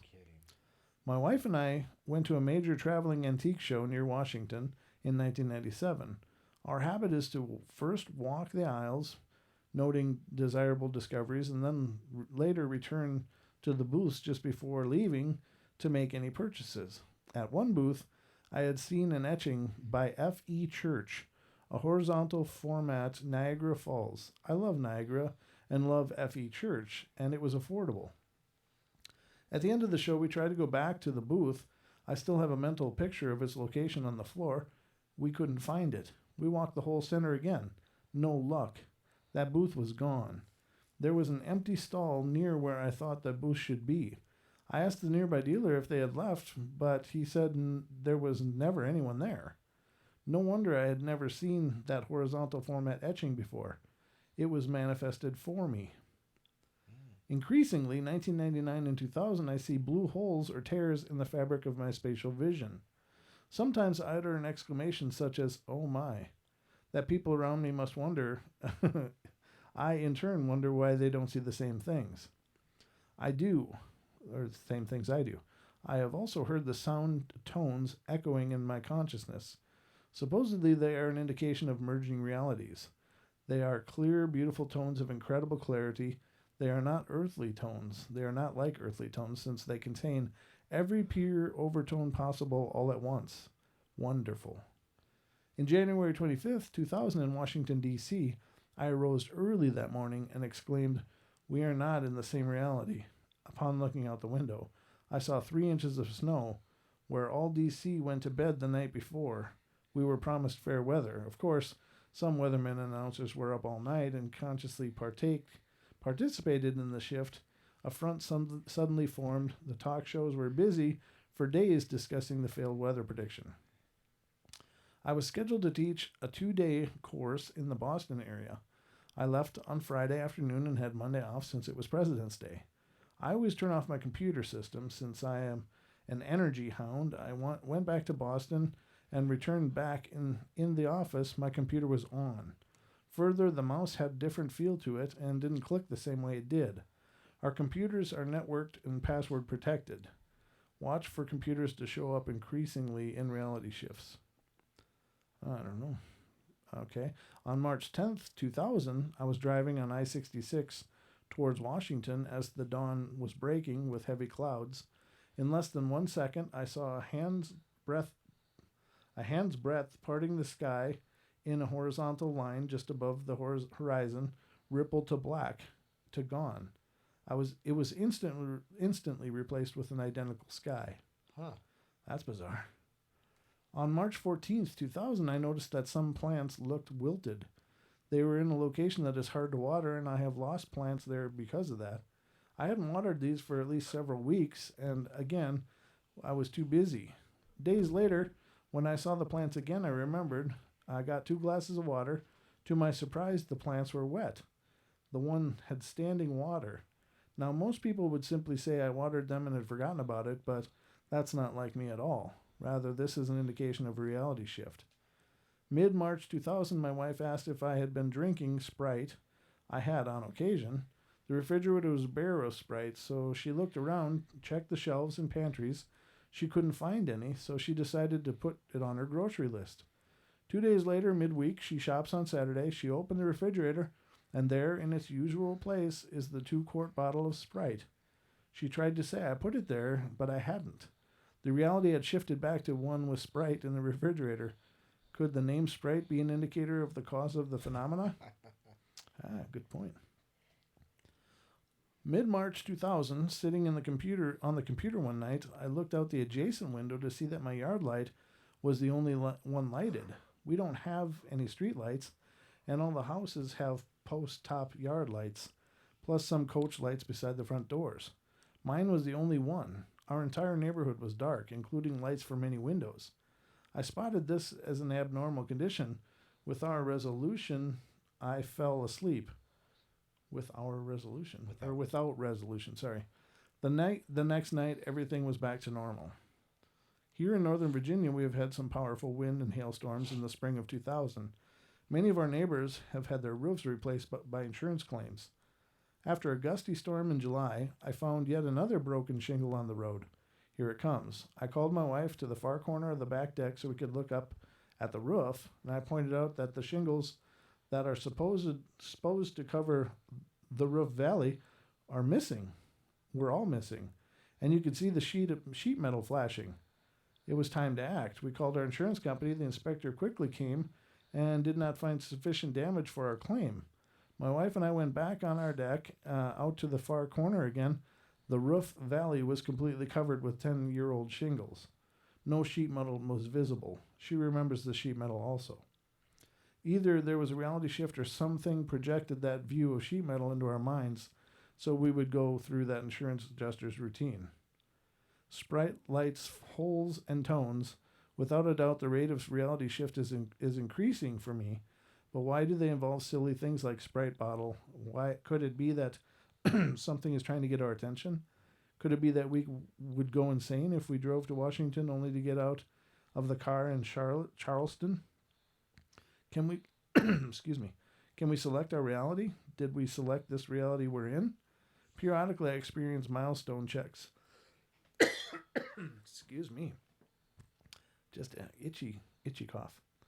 Let's see. Periodically, I experience milestone checks. These start with a dream or a dream-like premonition. A short time later, I have an experience very similar to the dream. Then I say to myself, yes, I am right on schedule with my life. I have not seriously deviated from my life plan. Interesting. Okay. That was a lot of content. Yeah, a lot of happenings, But, he mentioned, that they were at like somewhere and there were booths and he saw a picture of, they saw a picture of Niagara Falls in a specific format. Mm-hmm. And then they later went back to find it and it was gone. The whole booth was gone. I've experienced that. But, I don't know if it's, I got to say, I really can't tell you if it was actually gone or if I had just, well, I don't know. That's kind of an interesting one because I can relate to that one. Okay. So, interesting. Well, that's cool. I mean, then perhaps you are. And it's my belief, honestly, that not only do I believe that reality does shift and does, expand, contract, I think that it's paranormal in that it's not what we understand to be normal, and therefore you are experiencing paranormal things all the time. Oh, my. Well, I think we all are, but it's just how often do we chalk up things like that to, wow, right. Why did I think that? I don't know where I thought that. What the hell's wrong with me? Where did I get that from? And it's smoking something. Yeah, exactly. Maybe it was huffing the fumes a little too much on that paint job. I don't know. Really, you just got to wonder. But I know that we all do it. We all, just suddenly things aren't where they usually are, and Right. we just chalk it up. And I think people are probably incredibly hard on themselves. Like, God, maybe I'm really slipping. Maybe I'm really starting to miss things here. So, but in reality, it's just that the reality we exist in is very dynamic and has a rhythm to it. Yeah. Pixie said that she was abducted outside of Long John Silver's, so she can relate to the story. I don't know if that's related to the story that we just read. However, if you want to write about that and send it to us, we could certainly read that on air and share your story. Yeah, And of please. course, we could do it anonymously too. We don't have to mention your name. But who else is called Pixie? No, that'd be cool. I really time is any of interesting. these things, any of these things that you guys experience, and even if you just think it might be paranormal, let us know. Right. Love to weigh in on what's going on with you. And again, I'd like to put it out there that I know there's a lot of bad information when it comes to Right. the paranormal. There is just so much crap and fluffy baloney. I almost cussed on the internet about this, and there's so many sages and these experts that'll just tell you what time it is all day long because they're so evolved and awake, and they're so full of garbage that it's Yeah. just, it about makes me want to vomit. Yep. And it's not to say that there aren't some really, really cool modalities and teachers out there. There really are, but there's unfortunately a far larger number of people just trying to cash in on an idea and on a scheme. Right. And I would love for you guys, if you have questions about the paranormal or about any phenomenon in particular, email them to me at paranormalportalradio@gmail.com. And if I don't know it, I will research the hell out of it for you to give you an answer. Right. And we can discuss it on the air. But I'm worried about the amount of bad information out there. And I'm in all of these groups on Facebook, these paranormal groups, and the amount of garbage is just beyond belief. And the amount of people reinforcing each other's garbage is beyond belief as well. Right. And it's like, I would just like, the opportunity, if you have questions, to weigh in on that. And you Right. can either take what I say or don't, or, I'm not going to claim to be expert, but I believe I have an informed opinion.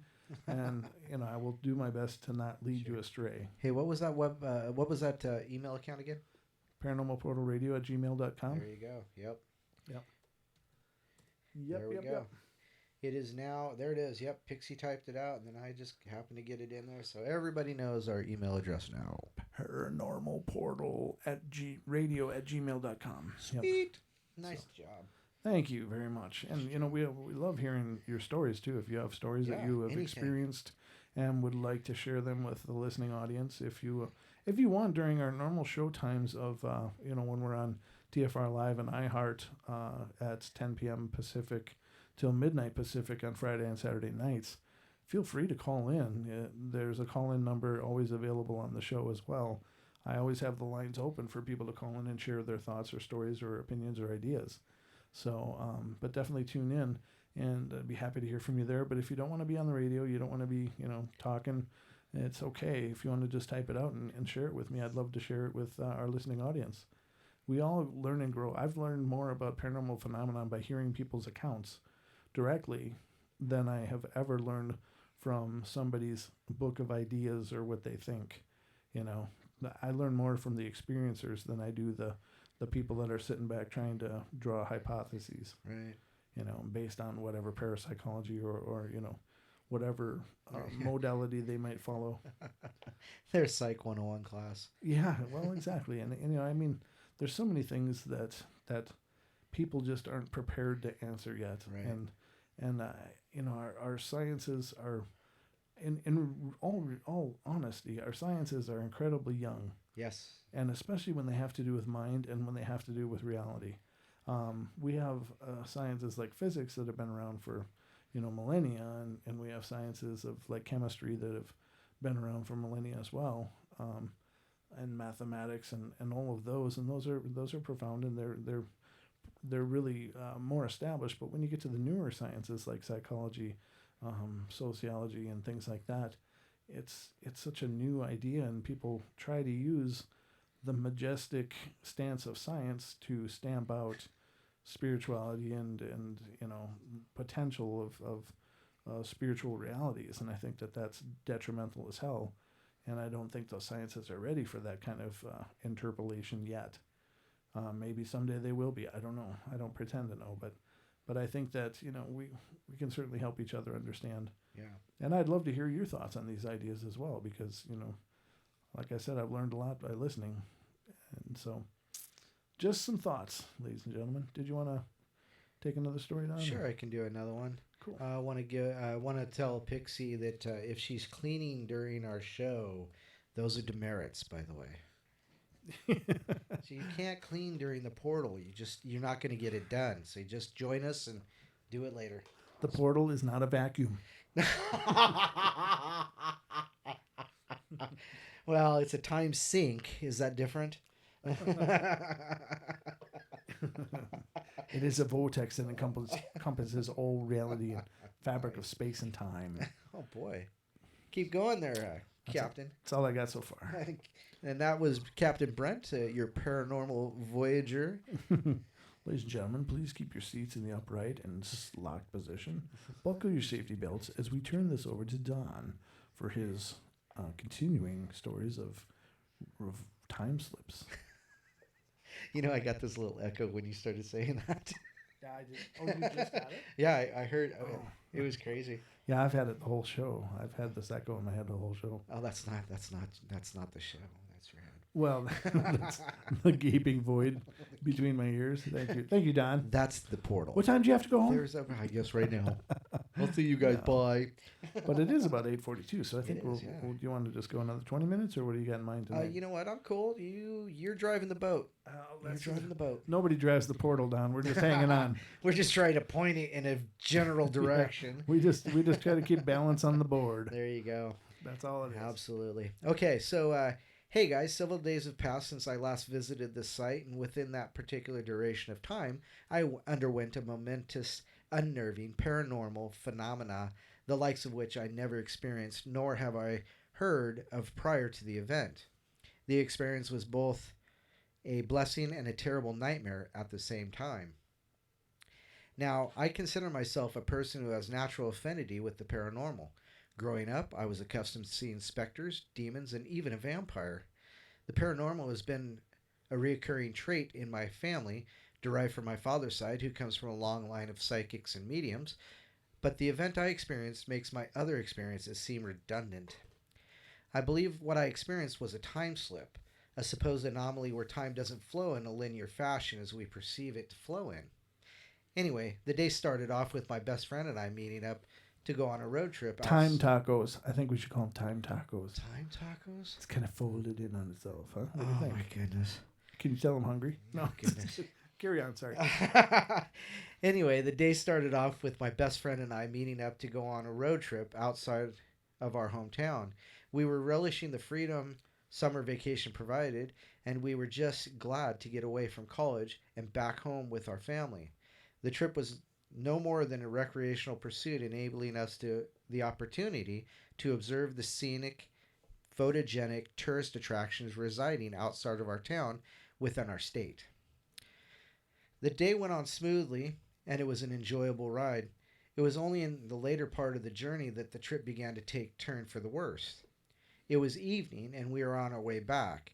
The return trip should have taken no more than 3 or 4 hours tops, and as we entered a particular route, the calm, cloudless conditions suddenly altered into dark, cloudy weather. This rapid transition was rather peculiar, but being ignorant teenagers we let it go, and we just continued with our conversation. As we drove a bit more, it became apparent that a storm was unfolding. The storm wasn't any different other than the fact that the clouds seemed to take on a mild yellow hue, and the air seemed to be buzzing with electricity.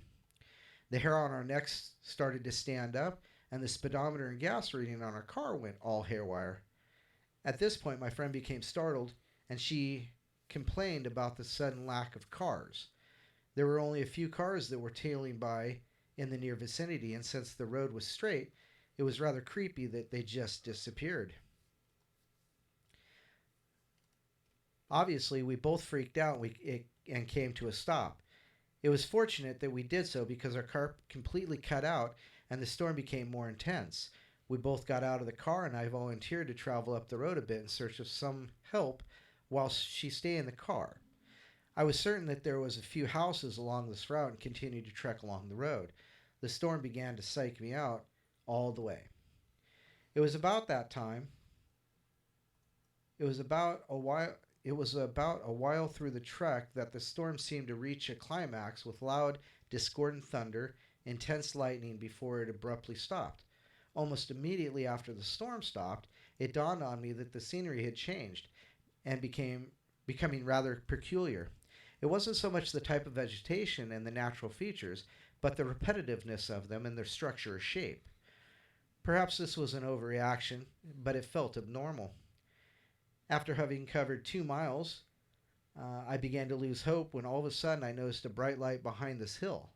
I hadn't noticed the hill before, but considering my attention span, I didn't think much of it. As I rounded the hill, I came across what appeared to be a street that led into a residential area. With elation, I jogged along the street, and it was then that the street struck me as odd because the houses had garage designs that were circular, and the roofs contained what I think were sheets of dark metal rather than tile. The street was also really quiet. I walked about the street for a bit when I heard laughter. Traversing to the source of laughter, I came across a house with a middle-aged woman who coincidentally reminded me of my best friend, probably in her late 40s or early 50s, playing and laughing along with her grandchildren on the front lawn. I approached the house and said, "Excuse me, do you mind helping me out?" She turned around and looked at me, and then there was an expression of pure consternation and dread enveloped her. She immediately stood up, backed away a bit, and started rapidly exclaiming, "Oh my God, this can't be. This really scares the bleep out of me, to say the least." She reacted like I was a ghost.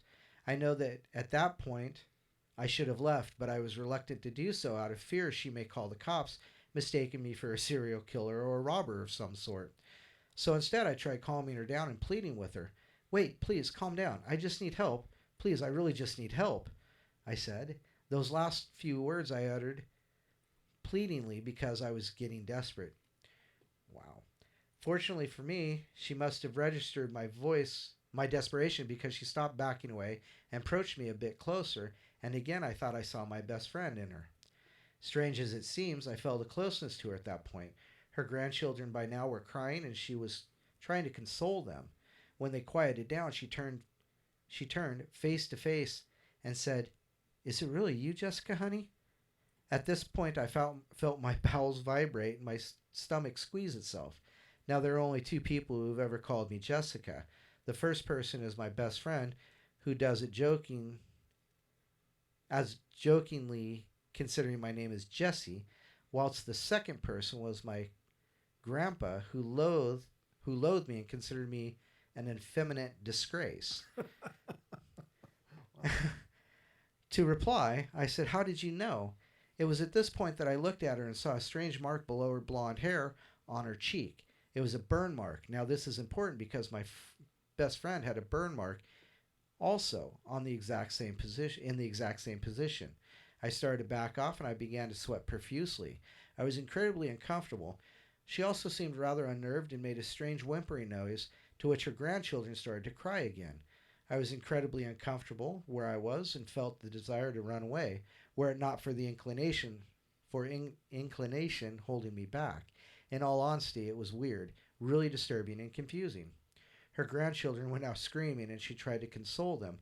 I looked at her and said, "Please, what's going on?" She looked at me and said, "I'm not sure, honey, but it's wonderful to see that gorgeous youthful complexion of yours again." I looked at her as if she was insane. In fact, amidst the fleeting suspicions that she was a future version of my best friend, I tried to reassure myself that she was no more than a person suffering from dementia. The noise of her grandchildren now attracted the attention of people inside the house. A man, probably in his late 20s to early 30s, with a tousled mat of blonde hair and a white coat, came rushing forward. As he drew closer, the uncanny similarities between me and him scared me. "Mom, what's going on?" he shouted. He rushed forth and stopped as he looked at me. "No way," he said. Dad, it can't be. No, but you're young. By now I felt like vomiting and had pooped myself. Quite literally. Two more people came out of the house, a gorgeous blonde girl with a business suit and another young man with a business suit. They looked at me, and the girl quickly stated, "Holy crap, he looks like Dad did in his college photos." By now my vision began to fade. I guess because of stress, and the strange stormy weather had reappeared, much more intense than what it was. The lady turned to her daughter. I looked at her and saw a gorgeous beaming face, a face that I had grown accustomed to since I was a young toddler. I felt certain it was my best friend's face. At that point, I was actually happy, and before I knew what happened, the storm started and became more severe, quite ominously, really. And then it was pitch black, and I was in the middle of a field with trees and cows off in the distance, and I blacked out. I woke sometime later by the farmer who found me and had called an ambulance. I was in the hospital, and before I knew it, my best friend had come along with my family. She told me that 8 hours had passed since I had left till the farmer found me, and it was just about sunrise the next day. Apparently, I was found 120 miles from where the car was. She asked me what happened, and I said I don't know. I think she knew I was lying, but she didn't mention it again. I doubt I'd ever tell her. The actual encounter with the lady lasted more than 5 to 7 minutes tops, but I can remember it with such clarity and detail, and the time I thought, and I left the car to the point I blacked out was no more than an hour tops.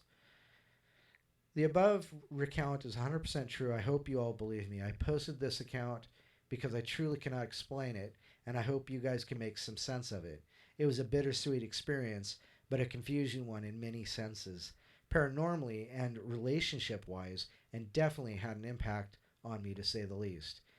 It's caused me to question the parameters of what we refer to as the paranormal.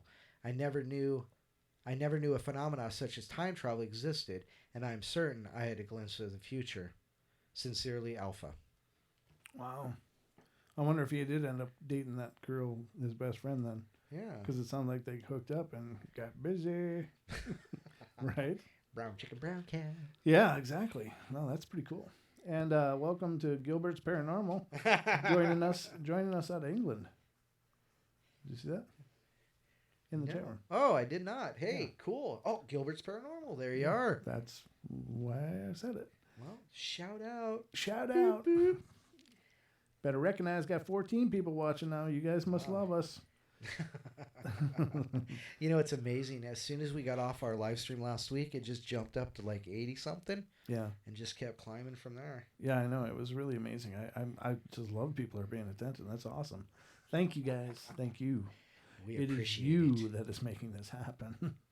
And, my internet connection and stuff. But these two microphones, the headphones, and a camera. Just all this other cosmetic stuff. It's all about you, ladies and gentlemen.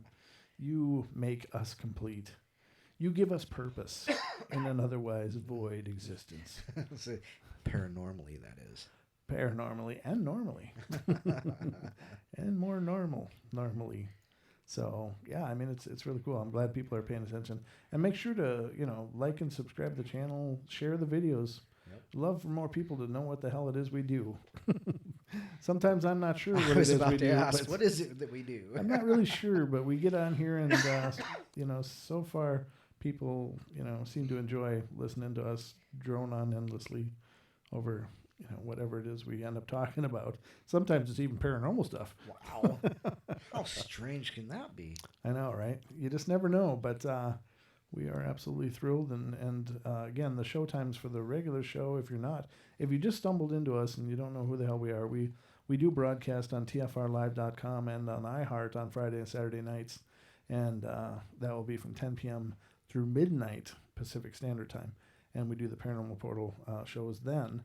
And so if you want to catch us live, definitely do that. And, of course, the call-in board is always open during show times, not the stream, of course, because I don't have a call-in board here in my home studio. It's through the network studio that we do. Right. But you can certainly call in during showtimes and share your experiences. Again, that's Friday and Saturday night from 10 p.m. to midnight Pacific Standard Time on TFRlive.com, tune in, or on iHeart Radio on the Truth Frequency Radio Network, which is on iHeart. So definitely find us and become a part of it as well. Absolutely. We are always trying to make this bigger and better than what it's ever been. And it is getting bigger and better than what it's ever been. But really, we owe everything this is becoming to you guys, those of you that are out there listening and taking part and being a part of the chat room, all you people in the chat.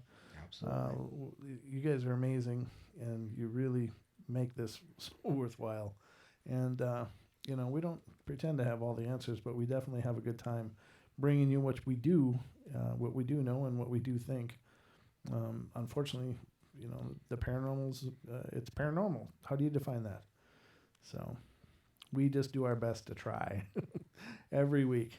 But you can also check out, if you like the Paranormal Portal and you want to help support what we're doing more directly, you can check out the TFRlive.com, and you can list on the top menu bar, there's an on-demand, and then click on by show, and you can look for listings of the Paranormal Portal in the next page that opens, and you can listen to dozens of our old broadcasts as well if you want to hear more about what we have done.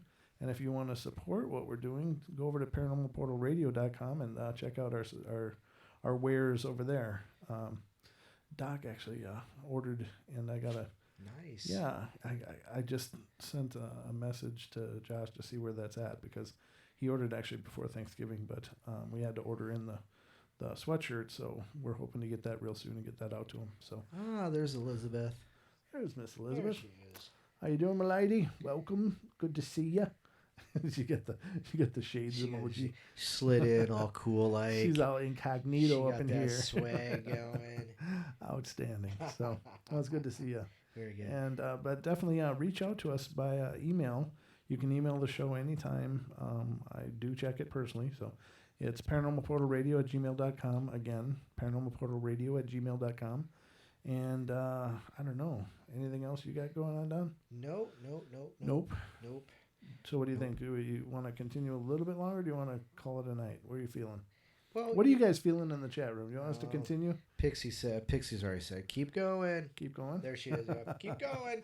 Yes, dear. You can count on Pixie to want to hear our sexy made-for-radio voices. That's right. And this is for you, Pixie. And all you others that are paying attention to whatever we're doing. I can read another story. Yeah, there you go. All right, so this is called The Transported Pearl Earring. And if you're just joining us, if you just stumbled into us now, we were doing reality shifts and time slips is the theme for tonight's show, and we've been discussing this. And if you missed the first part of the show, the live stream will be up and ready to go. As soon as we are done, you can check out the beginning of the show as well. The beginning, from the beginning. From the beginning. Yes. You can time slip back to the beginning. There you go. Oh, see what I did there? I got you. Slip, huh? You're a slick kind of You guy. can shift reality by hitting the rewind. No, just kidding. So this is the Transported Pearl Earring, Elevator, and Vanishing Money, all in one. My daughter was married in North Carolina this summer, and I lent her a pair of pearl earrings. For several days after the wedding, she kept those earrings on. Then, as we were leaving to return home, she handed them to me. I put them in my pocket, then transferred them to my traveling jewelry case. As I was unpacking, I noticed one of the earrings was missing. I was baffled because I had very vivid recollection of where I put them. Last week, I bought another pair of pearl earrings to replace those that I had lost. Lo and behold, I was putting some jewelry away and just going through the drawers and looked and opened one of the drawers that holds my pearl necklace, and there, in plain sight, was the lost earring. I can assure you that the earring was not in that drawer, ever. I kept them in a small jewelry box on my dresser. Another incident involved missing money. I exchanged... Oh, that's funny. It brings back a personal memory. It just makes me laugh. Oh, sorry. I'm not going to share it on the radio. It's just... so, all right, I'll share it. What the heck? I guess we pulled you. Come on, mister. Tell us. So before I moved to Idaho, Don, I used to live right across the street from my parents Okay. in my grandmother's old house who had passed away. And it was right on the lakefront. Beautiful. Loved being there. It was wonderful. But the house ended up flooding, and so we moved out here. But before that, it was the Christmas before that. My dad's getting up there in age, and he's getting kind of forgetful. And so apparently he was planning on doing some Christmas shopping and went to grab his money, and it was gone. And didn't know where the money went. And so he's asking around, anybody seen any money that was laying around here? Like, no, Dad, I certainly haven't seen any money, and I haven't grabbed any money if I had seen it. And my mom kind of figured out what had happened is that he went to pay the bills, and he gave the mailman a hell of a tip because he slid all the bills into the mailbox along with his envelope of cash from the bank. Oh no! Yeah, so he must have gave the mailman about $1,200 that Here's Christmas. A tip, thank you. You're such a great mail carrier. Yeah, I mean, this is like a city mailbox too. Oh, so it's like he drove to town and put them in the big city mailboxes. Oh, so there's no way in hell that was coming back. That was gone. oh boy. So I said another incident involved missing money. I shouldn't laugh because it's terrible that he lost that much money, but it's not like, they had to turn off the heat or something after that. It was just one of those stupid things that happens. But I exchanged $60 in coins and asked for 4 $10 bills and a 20. The change lady handed me the 4 10s and 1 20. I turned and walked a few steps away, sat the money on a stool, and opened my purse to put the money away. But now there were only 3 10s. Excuse me. No one had been around me, and I held the money in my hand the entire time. I searched the entire area and went back to the change booth and asked the lady if I had left it on the counter. She assured me that I had not. When I related the incident to my husband, he said that I probably dropped it and someone picked it up, but I know for a fact that money was in my hand the whole time and no one else was anywhere near me. I had another money reality shift. This time, a $10 bill was in a mop bucket in the closet. I don't know how or when it could have gotten there. Strange. I'd like some of that money slipping into my hand.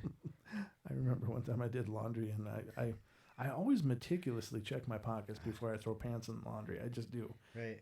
And I don't know. I always carry a bunch of junk in my pockets, and it's probably silly, but I always carry the same things in the pockets. And I don't know. I must have missed a pair of pants because I went to get the jeans out of the washer and put them in the dryer, and there were about $31 bills all over the washing machine. Laundering your money. Yeah, I was money laundering apparently. Yeah, I don't know. When I get ready to do whatever I got to do, I always clean my pockets out. It always goes, everything in my pocket goes in the drawer. Oh, really? Yeah, just everything. And then, because I washed my wallet one time. Oh, did you? One time. Well, that's probably a good way to lose a lot of credit cards and things. Huh? Absolutely, yeah. Nachos with hot sauce. What? Pixie says apparently Pixie apparently wants nachos.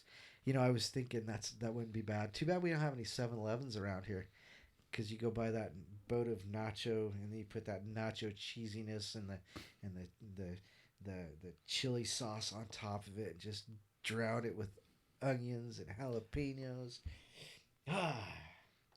And next on the Cooking Corner with Don, we'll discuss hors d'oeuvres. Hey, Charlie's leaving for the night. Have a good night, Charlie. Thanks for joining us, bud. Yeah, good night, Charlie. Appreciate you being here, and tell Molly hello. I didn't see her in here, but yeah, she's here. She was here. Yeah, Molly's here. Okay, all right.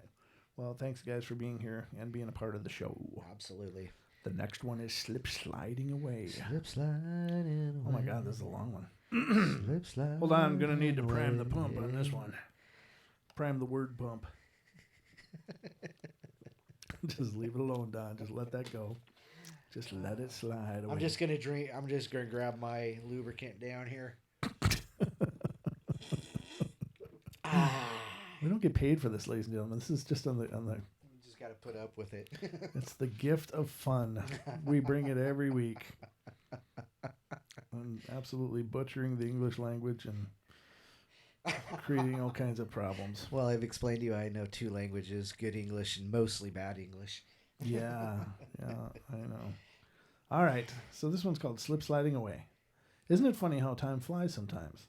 Not just when you're enjoying yourself. It says I said annoying yourself because that I don't know necessarily, but also when it seems you have some agenda of it. When it seems to have some agenda of its own. I guess we're talking about time again. Anytime in the portal, it has an agenda of its own. Oh, yeah. That's all I can say. Then maybe anything can happen. In autumn 1995, I was scheduled to teach a day school on my pet subject, archaic or Celtic heads. What the hell kind of subject is that? Huh. It was to be at Bradford University, a familiar 30 to 40 minute drive from my home. I set off at 8:30 a.m. to have plenty of time to set up the room before the class started at 10 a.m. It was an uneventful drive, and I was a bit surprised when I arrived to find that all the students were already gathered in the classroom.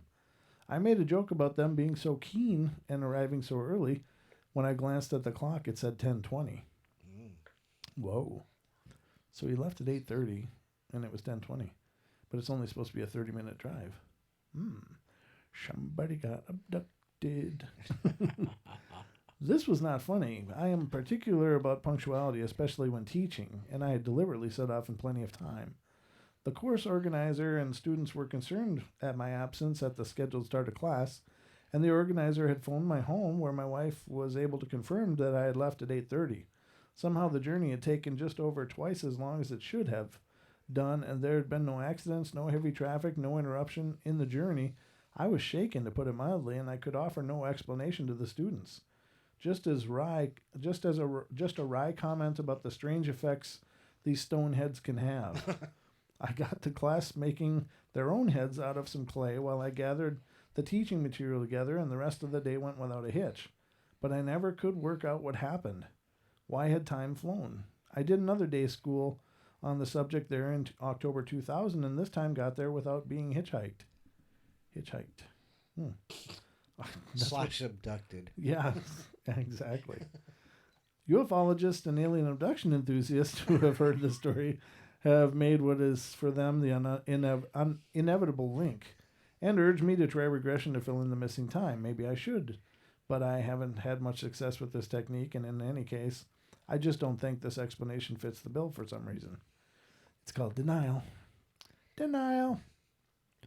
The apparent time slip reminded me of when I was 19. All right, 1971. My girlfriend Jenny and I were on the London Underground, the Metropolitan line, traveling back home from Euston Square to Ladbroke Grove. We were chatting away as we got onto the tram and sat down, or onto the train and sat down. At some point, perhaps the train stopping at Great Portland Street, we looked up and around ourselves. The carriage was a bit different from usual. The brushed steel and white paint decor with looped hanging straps was absent. Instead, there were enamel painted rails, grubby cream paintwork, hanging straps that ended in little balls, and there was some old rolling stock on the tube at the time. But what struck us as most odd on this Saturday evening was that the carriage was empty, apart from ourselves and an older couple at the far end of the carriage. And they were staring hard at us. We certainly looked different from them. As good self-respecting hippies, we had colorful flares and tops on. My hair was on its way to my waist, and they, on the other hand, with his narrow-clipped mustache, hat, brown suit, and her overcoat, were dressed more in keeping with the decor of the carriage, late 1940s to 50s. We joked about being on a time slip, not taking that seriously, but we still felt very uncomfortable, like interlopers, and when the train pulled into Baker Street, we got up and moved into the next carriage. For some reason, we didn't look at the adverts above the windows. Perhaps we didn't want to, or perhaps we just didn't take it all that seriously enough. Anyway, the train filled up at Baker Street, and when we looked back into our previous car from the adjacent one, it was full of people, and we couldn't see the old-timers that had at that far end. Indeed, the carriage now looked perfectly normal. And we got on with our lives without thinking much more about it until my day at Bradford. But there was something in between these events which could be mentioned here. 7 of us in the Calderdale Old Straight Tracking Company, we called ourselves in the late 70s, took a weekend trip to the Land Rover, inner Land Rover to Glastonbury, Among the places we visited was Cadbury Castle. On a day every bit as windy and wild as the rest of the weekend, oddly, as soon as we passed through the ramparts, each one of us wandered off on their own and spent the next couple of hours playing out some personal and unexpected activity. For my part, I stood at the scarp end of the enclosure. I'm not sure what a scarp end is. Facing into the wind and tried to sink back into the time of its use. For over an hour, I stood there rooted, aware of my surroundings, but unable to move even if I wanted to. I had a lesser awareness of something happening in my head, a sensation that I had somehow tuned into an earlier time, although I wasn't getting anything clear in that time. I was aware that one of my friends came and sat down cross-legged to meditate about 5 yards behind and facing me. He was still there when I came to, and when I turned to face him, he nearly jumped out of his posture. "How long have you been there?" he wanted to know. I told him for an hour or more, and that I'd been aware of his arrival, but he swore he hadn't seen me. Another friend was sitting in a thorn tree on the far side of the camp from where my position was not visible. Without knowing of my experience, he told me when we met that he'd heard from the other side of the hill where I'd been standing the sound of activity, like carts being pulled along, shouts, and children's voices. I tend to assume other people, or at least those interested in Earth mysteries, have had these experiences too. What do they make of them, I wonder? I get no conclusions. I find that the abduction scenario glib and flawed. What else is there? There seems to be an element of time slippage, some glissando that dismisses chronological progression for no apparent reason. Such experiences come and they go, and we are little the wiser. I have a personal I have a personal mental category for them: meaningless, meaningful experiences.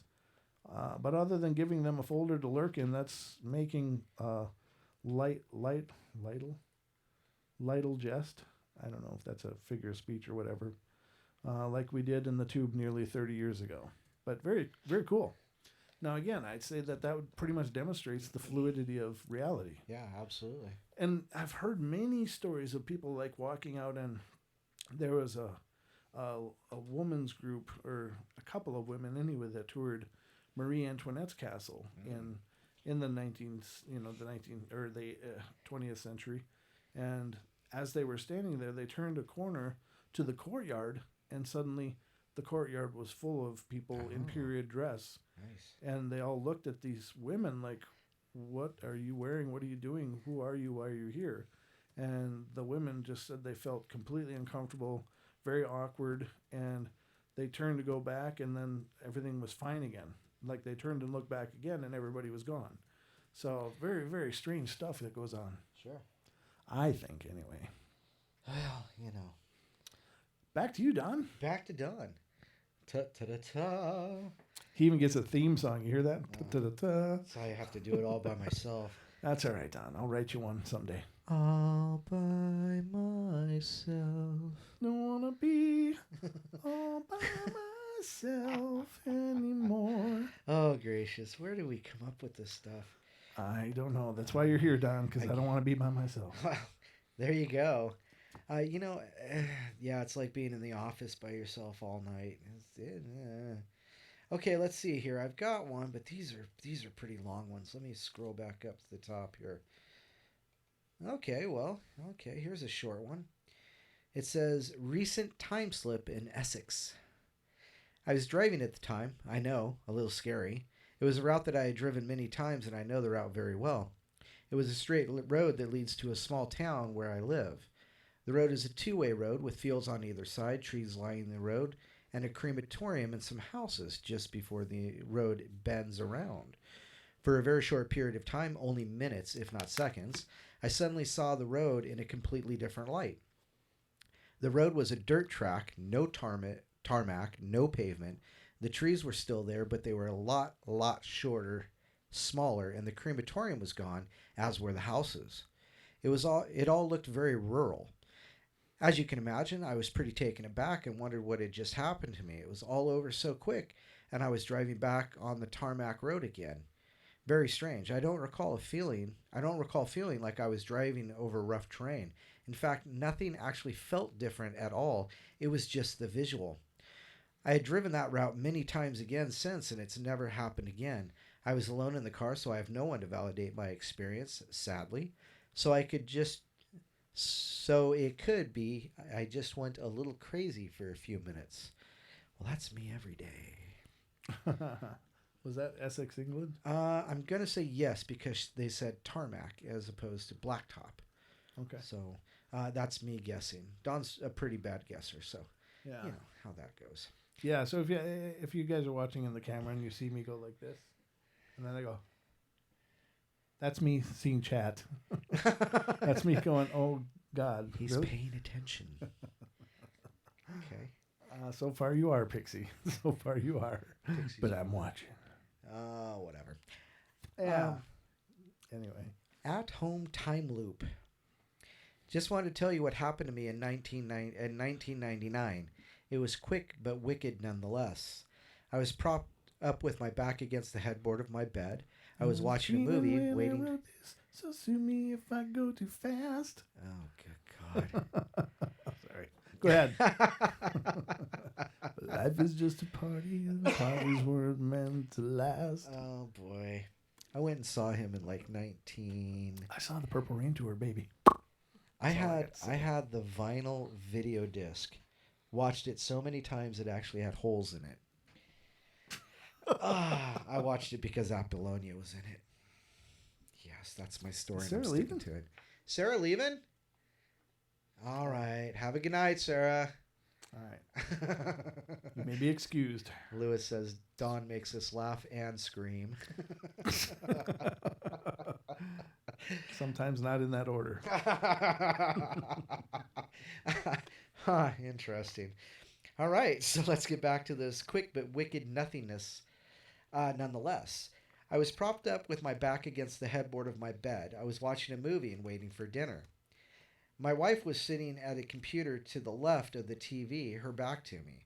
My 12-year-old son walked in and stood directly in front of the TV, blocking my view, and proceeded to ask his mom a question. She turned around for a moment and answered his question, so he left the room. At the moment he left the room, turned right and out of sight, he walked back in. I sat there watching the entire identical thing happen again, absolutely word for word, motion for motion. I do not remember my state of mind at the time. It was just after a long day of work, and I was very relaxed and nothing on my mind, just chilling and watching an old black and white Western. And bam, crazy time slip. I knew what had just happened, but I couldn't even tell my wife at the moment. She would have thought I was crazy. Anyway, it's never happened to me again as far as I know. Just thought I'd share. That's what happens when you watch those old black and white Westerns. You slip back in time, and bam, it happens again. Bam, it happens. Bam. Festus and Marshall Dillon will be strolling right up the street. No, we're actually in Wyatt Earp country. We are, aren't we? Yes, we are. Johnny Tyler, Madcap. Madcap. I'll be your Huckleberry. Why, Ike, whatever do you mean? Perhaps we should have a spelling contest. That was great. Yeah, that was great. Love that. Val Kilmer played the hell out of that role. I love it. Absolutely. He's the only one that bothered to figure out what a Southern gentleman would talk like, and that portrayed Doc Holliday. Yep. Very cool. It was a good movie. Mm-hmm. All right, you got one over there? I got several over here, Don. Nice, go for it. It's all you, baby. Yeah, I got all kinds of stuff to do. Okay, so this one's called Laptop Appears in Car. I recently tapped into your website. So again, this is the realityshifters.com website, which is based around a book about reality shifts, which I'm really looking forward to reading personally. So if you get a chance, go check out realityshifters.com. It may be available on Amazon or other places. I don't know. And that's probably where I'll get my copy of it when I do, but I haven't yet. But I do like the stories. These are submitted. They're public submitted stories. Oh, gotcha. Yeah. To an author. Okay. To the author's site, yeah. So this one is, I recently tapped into your website. It was like the sun had come out for me, as I have often experienced reality shifts and have not had any idea where they were or what they were. Did you say something? No. Thought for sure I heard. Oh, well, in my that's... ear. Yeah, well, that is me talking to myself. Oh, okay. Carry on. You're not supposed to catch me doing that. Oh, no, it's just in my ear, these headphones. And you happen to be near a microphone, so That's true. it's not quite the same. Let's see. I recall at one stage in my life thinking that I was mad. Of course, now I know differently. Now he knows. I had a reality shift this very morning. I work for an IT company and often take home 2 laptops in order to do work at home. I'm very particular about them and never leave them in the car or when I am at home. The moment I park, I remove the computers and put them in a safe place. I did exactly that yesterday evening. In fact, throughout the course of the evening, I took documents out of one of the bags this morning as I was preparing to leave. I could only find one bag. I hunted high and low and could not find the other bag. My husband suggested I look in the car, and I told him that I took the bag out last night and it was not in the car. On investigating, you guessed it, I found the bag in the back car seat. Here's to positive shifts. Wow. Well, at least they found it. Yeah, no doubt. I don't know what kind of IT work they do, but it sounded like it's important to not lose a laptop. Man, that's a long one. That's a good one. Yeah. Oh, goodness. That one's a big one, too. I know. I got long ones here. Wow. I want a break. No. The whimsical nature of time and space. Oh, my.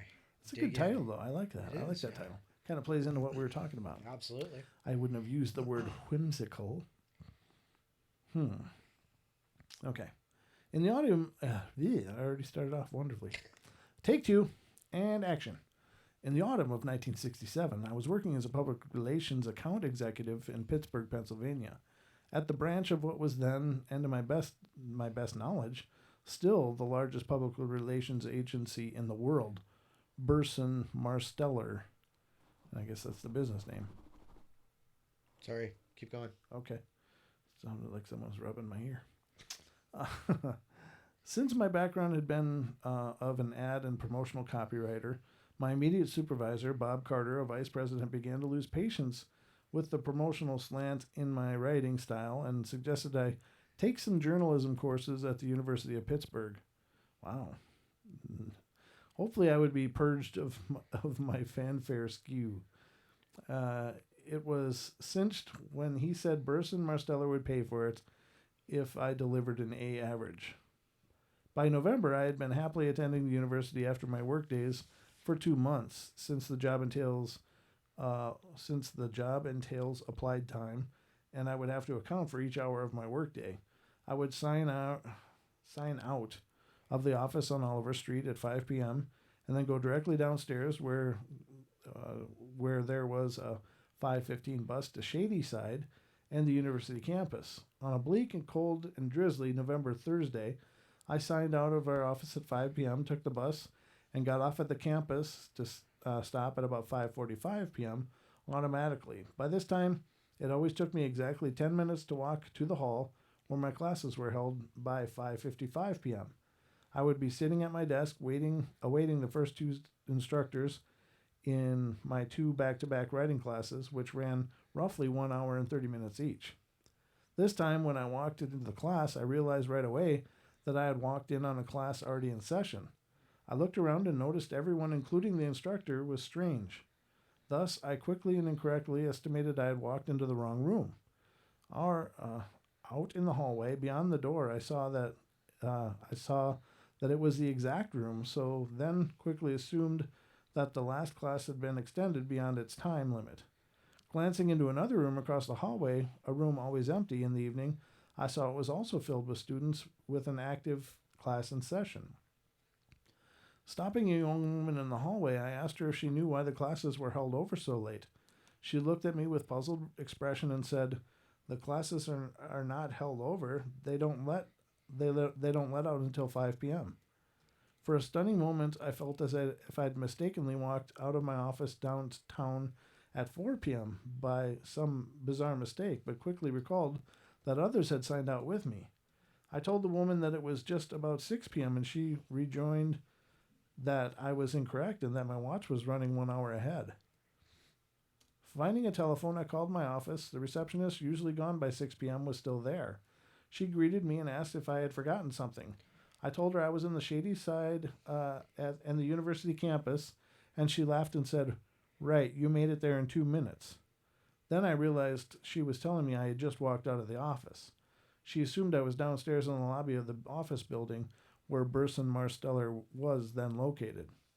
Completely baffled, my head spinning, I decided not to think about this and just to let time explain this puzzler to me. How was it possible to gain 1 hour of time or to expand 1 minute into 1 hour? No, I would not think about it, but now I had a full hour to spare before my class started. Somewhat in shock, I decided to walk outside in the cold drizzle and pull my thoughts together. For obvious reasons, I recall that event vividly and remember pulling into the large collar on my raincoat over my ears. Then I drifted toward another large hall, apparently a science hall.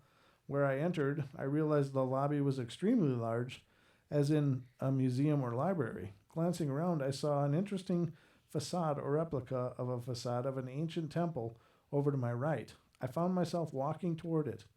When I was about 6 paces in front of the temple facade, I found that my perceptual reach had gone beyond the time and space of that cold and rainy November evening. Now I felt hot sun on my shoulders, almost as if I was in a dream within a dream. Children were playing noisily off at a distance, shouting in their games. Deep olive oil cooking, and to this date, I have never seen in this lifetime, became obvious as the unmistakable spicy and pungent aroma filled my nostrils and lungs. Behind me, I heard a large cart hauled by what I assumed was an ox, turning around and burning with the burning desire to see it all. I fainted and fell to the marble floor. Moments later, I was shaken by someone and asked if I was okay. My sense of bewilderment was peaking, and I got up and walked out, decided to stroll back to my classroom. My memory tells me that from that point on, that late afternoon, I could only feel that a large cotton ball had replaced my brain. If the instructors had asked me any questions, I would not have been able to respond. When I got back to my apartment at 25 Stanwyck Street in Golden Triangle of Pittsburgh, I announced to Renee, then my wife of only 1.5 years, and also attending college, that she should divorce me because I was now losing my mind. It is clear in my memory that I told her she could not afford the psychiatry bills soon to come. She listened to my story and patiently told me that she did not believe I was losing my mind. The very next day, she began to bring home books on Edgar Cayce, Helena Petrovna Hahn Blavatsky, and others. These books became my obsessive focus for the next few years. A few years before we divorced, some 12 years later, I recall the incident to Renee, and she did not remember a single moment of it. Although I still have most of the books she brought home, books that I had consumed so voraciously in those days. This was the incident that began not only my search for meaning, but brought to mind many memories, long ago forgotten mystical experiences out of the normal that I had as a child. Now my spiritual life had begun in earnest. Later I read many other people who experienced similar events and plunged them into paths of seeking. I learned that no matter our grasp of logic, intellectual level, or what we believed reality to be, we cannot trust the careful, intricate structure that we have set up in which we so fervently believe. It is simply not real. Not to cast fear, real life is vastly greater than and more joyous than most of us can possibly understand. For all of us, even the lowliest of the low, we have ahead joys and wonders we cannot now possibly conceive. Wow. That was amazing. No doubt. It would just be bizarre, huh? Wowzers. So, you got another one? Or what are you thinking? I'm thinking it just turned to 9:30. That means Don's getting tired. Don's gonna turn into a blumpkin. Yep. Well, I guess that can be all for the night, ladies and gentlemen. Goodness. I guess that'll be it. But thank you so much for joining us. Please like and subscribe and share these videos. Let everybody know what it is we do. Try to spread the love. Spread the harmony, the magic, the mystery of the paranormal portal to all the reaches of the galaxy. Ooh, the reaches of the galaxy. And beyond. And beyond. And beyond. So should it be the paranormal portal and beyond? No. Oh. No, it should just be the Pixie saying, no, don't close the portal. It's going to swallow us up if we don't. Yeah, it's like a big vacuum running behind us. Vacuum. I thought you said it wasn't a vacuum. No, it's. I thought we decided it was a time sink. Not for me, because I sat farther away from it. Oh, that's true. It wasn't her cleaning, by the way. It was her just watching her language. Did you know that? Oh. I caught the rest of that.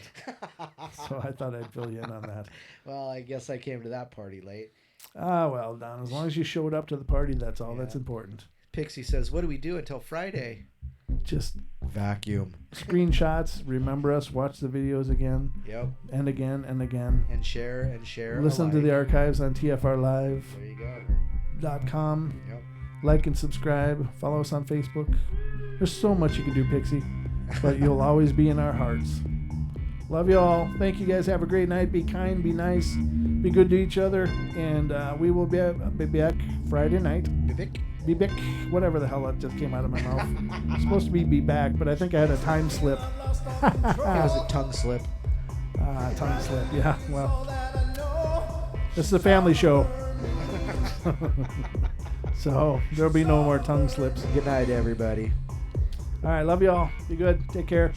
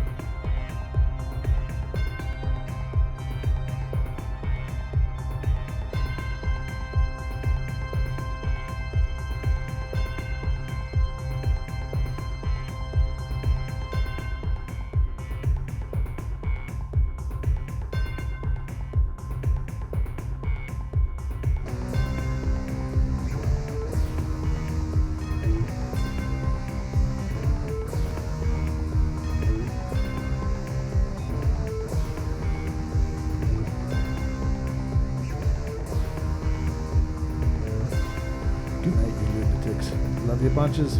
Thanks again for being here. Say goodnight. Bye.